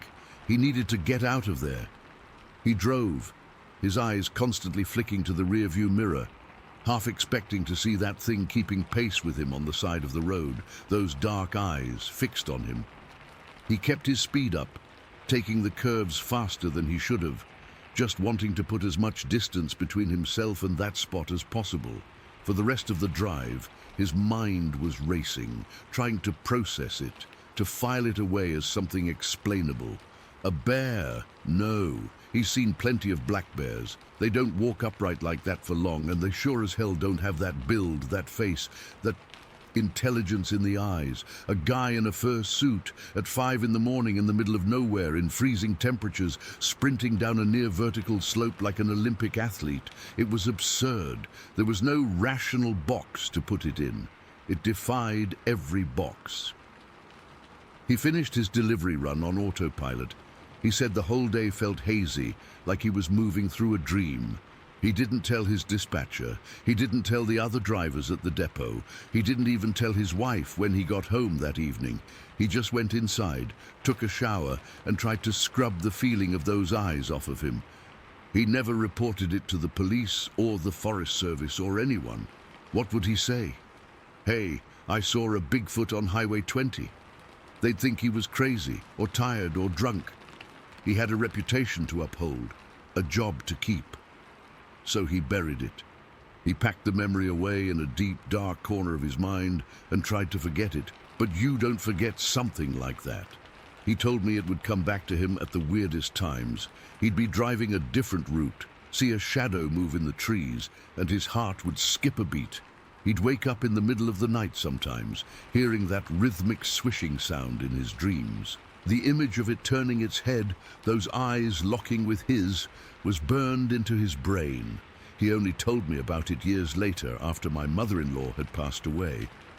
We were sitting on his back porch, just the two of us having a beer. It was a quiet night, and I guess he felt like he needed to get it off his chest, to tell someone before he took it to his grave. He said, "I need to tell you something, and you're gonna think I'm nuts." And then he told me the whole thing, just like I'm telling you now. He wasn't looking for answers. He wasn't a Bigfoot hunter. He didn't want to go back there with a camera. He just needed to say it out loud to another person, to confirm that it had really happened, to share the weight of that terror. When he finished, he just looked at me, and his eyes were old and tired. He said, "I know what I saw. It wasn't a man. And the way it moved. No person could ever move like that. It was something else." And that was it. We never really spoke about it again. He died a couple of years ago, and I guess that's why I'm writing this now. It feels like his story shouldn't just disappear. He was a good, honest, hard-working man who happened to see something on a lonely mountain road one spring morning that he couldn't explain. Something that scared him so deeply he carried the secret for most of his life. I think about that creature sometimes. I think about it still being out there, in those vast, wild mountains of Washington, moving through the trees with that impossible speed and grace. And I think about my father-in-law, a man firmly rooted in the real world, whose reality was permanently cracked open for just a few seconds one dawn on Sherman Pass. He never got over it. And honestly, after hearing him tell it, I don't think I ever will either. The thing is, he wasn't afraid of the creature itself, not really. He was afraid of what its existence meant. It meant the world was a lot bigger and a lot stranger than he'd ever allowed himself to believe. And that's a scary thought for anyone. See, Story 17. I guess it does a psalm. It was late February of 1995. A Tuesday morning, I think. The sky was that flat, pale grey it gets in winter. No sun, just a solid sheet of cloud. My friend and I were heading west on Bomb Road in Stark County, a route I'd driven 1,000 times. We were in my beat-up old Ford Taurus, the heater blasting because the cold was the kind that seeps right into your bones. I was dropping her off at her workplace out near the county line, and we were running a little early, so there was no rush. The road was mostly empty, just us and the occasional farm truck. I remember the radio was playing some soft rock station, but it was just background noise. I was focused on the road, my hands at 10 and 2 out of habit. The fields on either side were fallow, just dead stalks of corn and soybean poking up through the dirty patchy snow. It's a lonely stretch out there. You'll pass a house every mile or so, but mostly it's just open land, old woods in the distance, and this feeling of being very small. There's this one pond I always glance at. It's on the north side of the road, maybe 100 yards back from the pavement, nestled right against a line of trees. It's not a big pond, more of a wide spot in a drainage ditch, but it's a spot where deer like to gather in the early morning to drink. It's become a habit for me to look over, just to see if any are there. A little game I play with myself. That morning, I did my usual glance. I expected to see maybe 3 or 4 whitetails, their heads down, steam puffing from their nostrils, but the deer weren't there. Instead, there was something else. My brain didn't process it at first. It was just a large, dark shape squatting at the water's edge. I thought it was a bear for a split second, but we don't get black bears around there, not really. And this was wrong. It was the wrong shape. I took my foot off the gas, not slamming the brakes, but just letting the car slow naturally. I didn't want to draw attention. My eyes were locked on it. As we got closer, the details started to fill in, and my stomach just dropped into my shoes. It was huge, significantly larger than a man. It was crouched down in a deep squat, its back to us, but it was so tall that even in that position it looked massive. It was covered in what looked like wet, dark brown or black fur. It wasn't shaggy like a grizzly, it was more like a thick matted coat. The sheer bulk of its shoulders and back was unbelievable. It looked like a professional wrestler if they were covered in dense animal hair. And then it moved. It reached down with this arm. It was long and powerful looking, and it ended in what I can only describe as a hand. It wasn't a paw. It had fingers. It was dark, like the rest of it. But I could see the definition. It cupped its hand, dipped it into the pond, and brought the water up to where its mouth must have been. It drank. It was just this simple, mundane action, but seeing this gigantic, hairy thing perform it so calmly, so naturally, it sent a jolt through my entire nervous system. This wasn't a bear. Bears don't sit like that. Bears don't have hands like that. A cold sweat instantly broke out all over my body. My hands were clenched on the wheel, my knuckles white. I could feel my heart hammering against my ribs, a hard, frantic rhythm. I didn't say a word. I just stared, my head turned almost completely to the side as we drove past. We were probably going 30 miles an hour by then, and we had a clear view for what felt like an eternity, but was probably only 5 or 6 seconds. I risked a glance in my rearview mirror. It was still there, still squatting, a monstrous dark silhouette against the grey water and the white snow.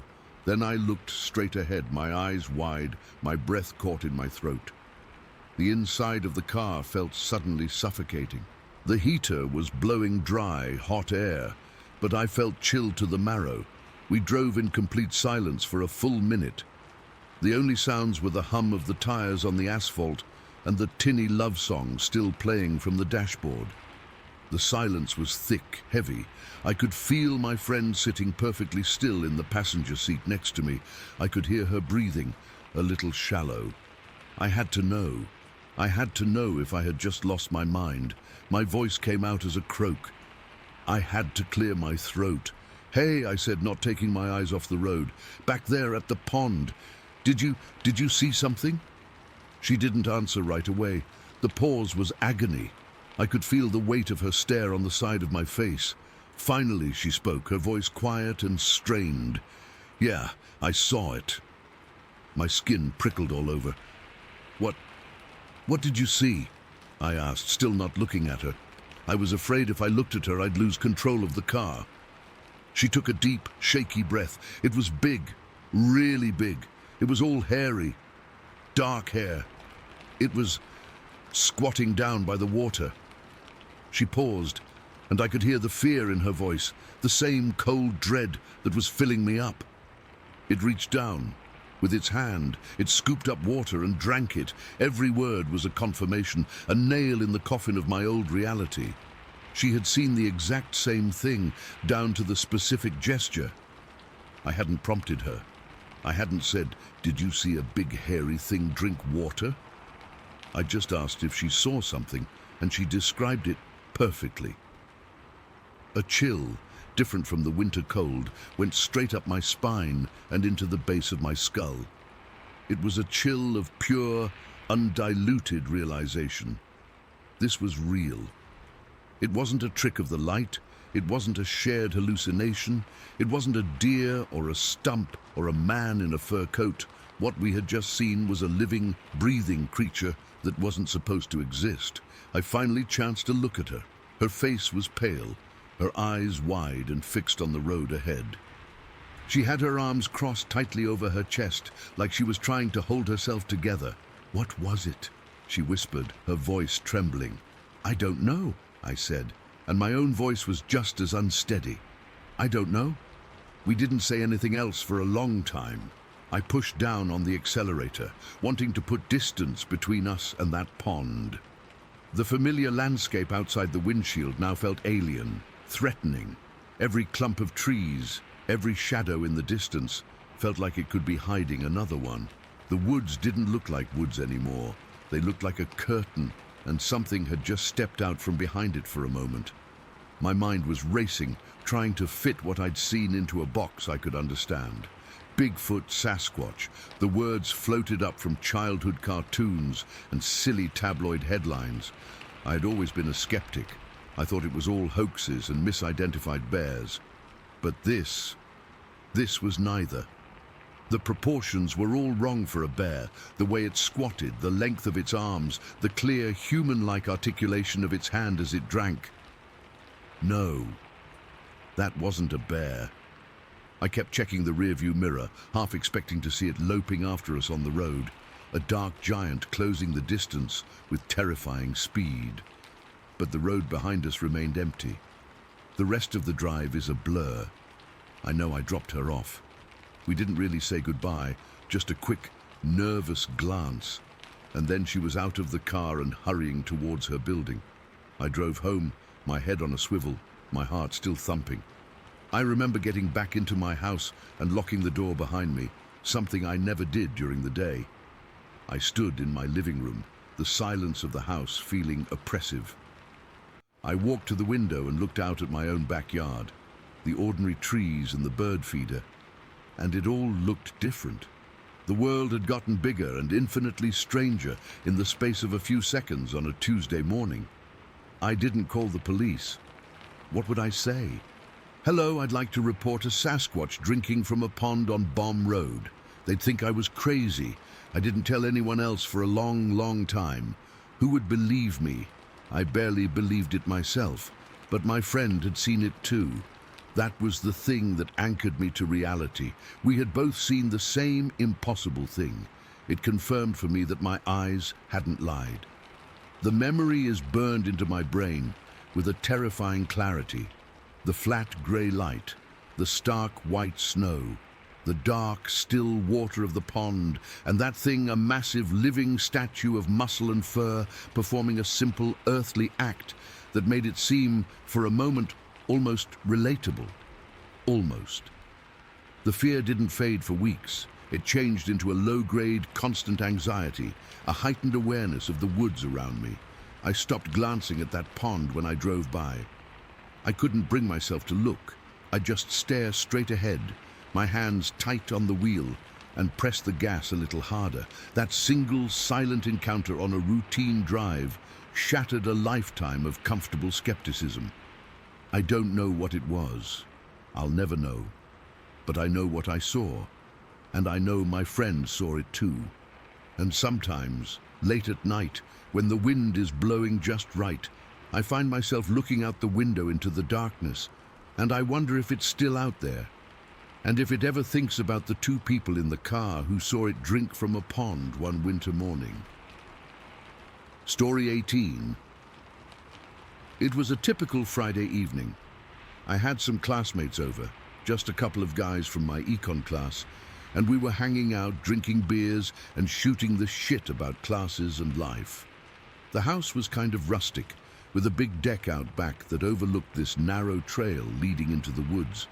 We'd been inside for a while, the room smoky and loud with laughter, and I remember feeling a bit buzzed but not wasted. At some point I needed some air, so I stepped out onto the deck. The moon was full that night, casting this bright, almost eerie light over everything.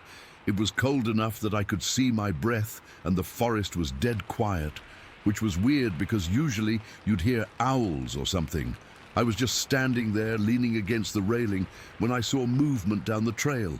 At first I thought it was a hiker, maybe someone lost or out for a nighttime walk. But as it got closer, my stomach started to knot up.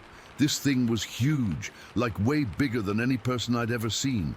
It was walking toward the house, and its gait was all wrong. It didn't swing its arms like a person. It moved stiffly, almost like it was shuffling, but covering ground fast. And the shape? It had no neck. Its head just sat right on these broad, massive shoulders, and it was tall, maybe 7 or 8 feet. I froze for a second, my heart hammering in my chest. I mean, I'd heard stories about Bigfoot or whatever, but I always brushed them off as nonsense. Now here it was, real and coming right at me. My first thought was to get inside, but my legs felt like jelly. I managed to stumble back through the door, my hands shaking so bad I almost dropped my beer. My friends were still laughing about something, but I cut them off, my voice coming out all shaky. "We need to lock ourselves in the bedroom now," I said. They looked at me like I was crazy, but I must have had this wild look in my eyes because one of them, this guy named Dave, just nodded and stood up. I didn't wait for questions. I ran to my room where I kept a legally owned machine gun. Yeah, I know how that sounds, but my dad was into hunting, and he'd given it to me for protection when I moved out here. I never thought I'd actually use it. I grabbed the gun, my fingers fumbling with the cold metal, and told my friends to get in the bedroom and barricade the door. They did, and I could hear them whispering, scared shitless. I took a deep breath and went back outside, my heart pounding so hard I thought it might burst. The deck was still lit by that full moon, and I scanned the trail. Nothing at first. Then I saw it, a massive shape, maybe 30 feet away near the edge of the woods. It was just standing there, not moving, and I could feel its presence like this heavy weight in the air. I didn't think, I just raised the gun and opened fire. The sound was deafening, echoing through the forest, and I kept shooting until the clip was empty. The thing let out this low, guttural sound, not a scream, more like a grunt, and then it crashed into the trees, breaking branches as it went. I stood there for what felt like forever, my ears ringing, the smell of gunpowder thick in the air. My hands were trembling, and I could barely catch my breath. Then I heard my friends shouting from inside. They said something big ran past the window, fast, like a blur. I rushed back in, and we stayed locked in that bedroom for the rest of the night, too scared to sleep. Every little noise made us jump, and I kept peeking out the window, expecting to see it again. When morning finally came, the sun rising over the forest, we cautiously went outside to check. The grass near the trail was flattened in a wide path, like something heavy had been dragged or run through it. There was a trail of broken branches leading into the woods, and when I followed it, I found footprints on a ridge that overlooked the house. They were huge, like 20 inches long, with deep impressions in the mud. I searched for blood or any sign of a body, but there was nothing. No hair, no nothing. Just those footprints staring back at me, and this sinking feeling that whatever it was still out there. I lived in that house for another year, but I was never the same. Every night, I'd double-check the locks and keep that gun close. I'd wake up sweating, thinking I heard something on the deck. To this day, I don't know what I saw or why it came so close, but that moment when I fired, the violence of it, the unknown, it left me forever unsettled. I still watch the woods sometimes, waiting for it to return. Story 19. All right, I'm just going to type this out. I've been sitting on it for a while, but after reading some other stories on here, I feel like I need to get it off my chest. My hands are actually shaking a little bit while I type this, so sorry for any typos. This happened to me and my wife last autumn. We'd just moved to California from the Midwest for my job, and we were both feeling a bit cooped up in our new apartment. We're not expert campers or anything, but we like getting out, you know? Just a tent, some sleeping bags, a cooler with hot dogs and beer. Normal stuff. We decided to head up to the Shasta area. We stopped at a ranger station to get a permit and ask about good spots. The ranger, a friendly older guy with a big grey mustache, looked at our car, a regular sedan, not some off-road monster, and said if we were looking for real quiet, he knew a place. He gave us directions to a spot near a creek, way off the main campgrounds. He said it was a bit of a rough road, but that we should be fine if we took it slow.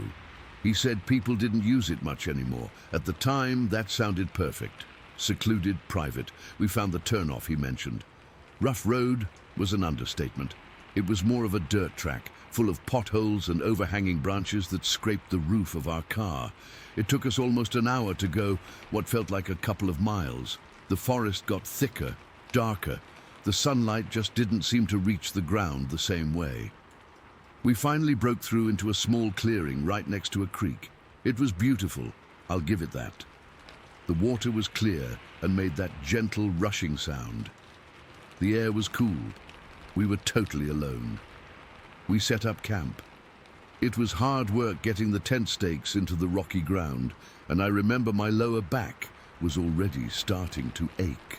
My wife, she started organizing the food, while I decided to try my luck with the fishing rod I'd brought. The creek was right there, seemed a shame not to. That's when the first weird thing happened. I was standing by the water, casting my line, not having any luck. It was so quiet, just the water and the wind in the tall pines. And then the quiet felt heavy. I got this sudden, intense feeling that I was being watched. It wasn't a casual feeling, like maybe a deer was nearby. This was a crawling sensation up my spine, a primal knot in my gut. I actually stopped what I was doing and just stood there listening. I didn't hear anything. No birds, no squirrels chattering. Nothing.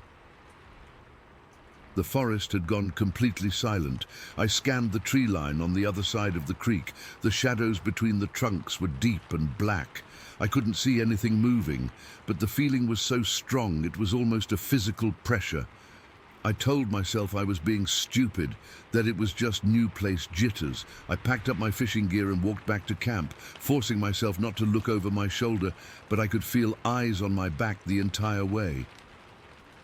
Back at camp, our dog, a medium-sized mutt named Rex we'd brought with us, was acting normal, wagging his tail. That made me feel better. I shrugged it off to my wife, just said the fish weren't biting. We got a fire going as the sun went down. The temperature dropped fast. We cooked our hot dogs, had a couple beers, and for a while things felt good again. Normal. We were laughing, telling stories. The fire was warm and cheerful. Then, as it got truly dark, Rex changed. He'd been lying by the fire, but he suddenly sat up, his ears pricked. He let out this low growl, not his usual, "I hear a squirrel" growl.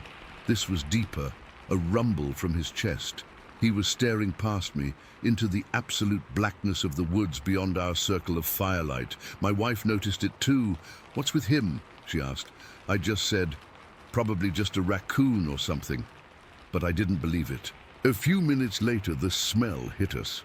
It's hard to describe, but I'll try. It was a mix of things like rotten meat, a wet dog that had been left in the rain for a week, and underneath it all, this sweet, sickly smell, like old garbage. It was overwhelming. It made my eyes water. My wife gagged and put her hand over her nose. "What is that?" she whispered, her voice tight. I had no answer. I'd never smelled anything like it. It came in a wave, lingered for a minute or two, and then faded. But it didn't go away completely. It just hung in the air, a faint, disgusting reminder. That's when the real fear started to set in. Rex was whining now, a high-pitched, scared sound. He pressed himself against my wife's legs, trembling. We both stopped talking. We just sat there listening. The forest was still dead silent. No crickets, no owls, just the crackle of our fire and the creek in the background. We decided to turn in for the night, thinking maybe if we were in the tent out of sight, whatever it was would lose interest and leave. It was a desperate hope. We put out the fire, dousing it with water from our jug until it was just a pile of wet, steaming ashes. The second the light from the fire vanished, the darkness was total. I mean, you couldn't see your hand in front of your face. We used the flashlight on my phone to scramble into the tent, pulling Rex in with us. We zipped the door shut and just sat there in the dark, listening. For a long time, nothing happened. We could hear each other breathing, hear Rex's panting. My heart was thumping so hard I was sure you could hear it outside the tent. My wife was gripping my arm, her nails digging into my skin. We didn't speak, we just waited. Then we heard it, a single, loud snap, the sound of a thick branch breaking. It wasn't a random fall. It was a clean, sharp crack, like something had stepped on it.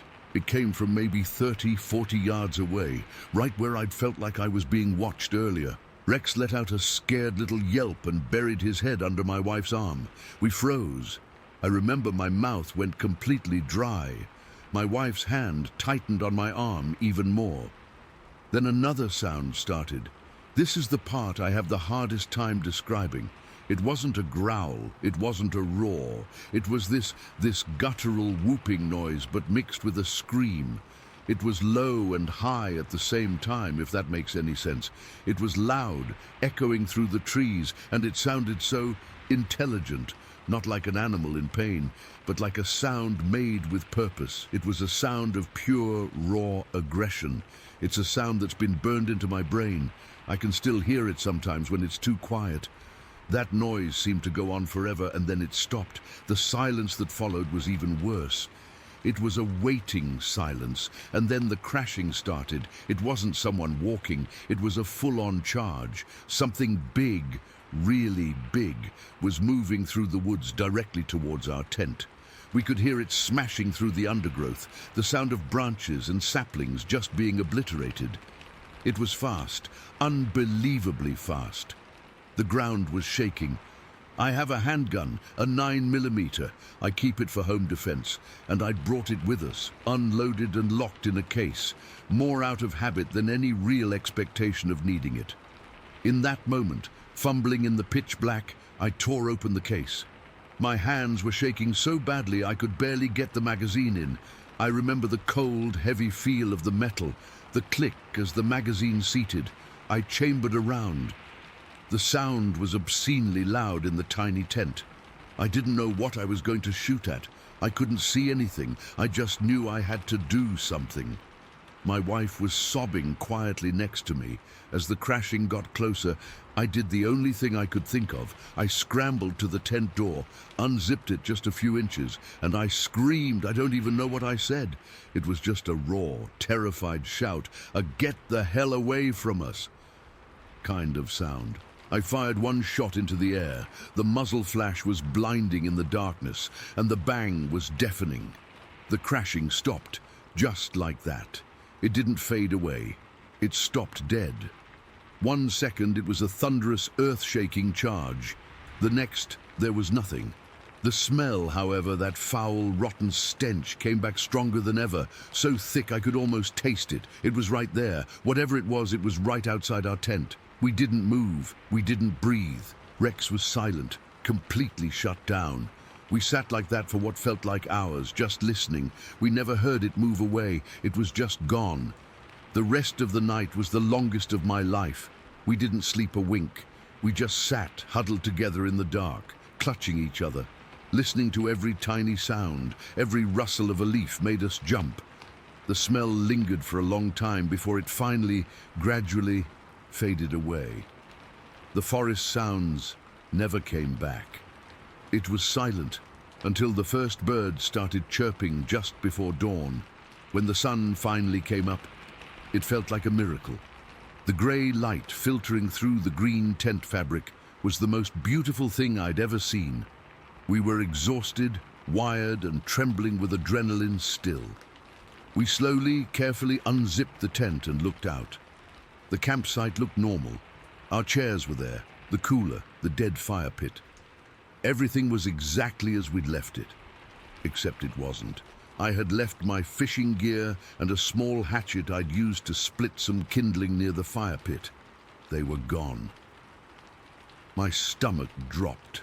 I scanned the edge of the clearing and saw them. The fishing rod was in 2 pieces, snapped cleanly in half. The hatchet was about 20 feet away, just lying in the dirt. I walked over to get them, my legs feeling like jelly. The foul smell was still there, faint but unmistakable, clinging to the area where the gear was. It was strongest right where the crashing had stopped. The ground was all torn up there, like something heavy had dug its feet in. There were no clear footprints, just a mess of disturbed earth and crushed plants. We packed up our camp in a frantic, silent hurry. We didn't speak. We just shoved everything into the car, not even bothering to fold the tent properly. We got in, locked the doors, and I drove us out of there as fast as I dared on that terrible road. We didn't look back. A few days later, I was talking to a friend back home, a guy who's into all this cryptid stuff. I wasn't going to tell anyone, but it just came pouring out. I told him about the feeling of being watched, the silence, the smell, the sound, the charge. He was quiet for a minute, and then he just said, "Dude, you know that was a Bigfoot, right? A warning charge. You're lucky you're not a story on the news." I don't know what it was, I really don't. I'm a logical guy, I work in IT, but I know what we experienced. I know the feeling of that charge, the intelligence in that scream, the sheer size of whatever was moving through those trees. I know the smell. We haven't been camping since. We stick to hotels. And if we ever do go into the woods again, it'll be in a designated campground with 100 other people around. I still have the gun, but I don't think it would have made a difference if that thing had really wanted to get to us. I think it was just telling us to get out, and we did. I still wake up sometimes in the middle of the night, hearing that sound, smelling that smell, and I know with a certainty that chills me to the bone that we were not alone out there, and that we were not welcome.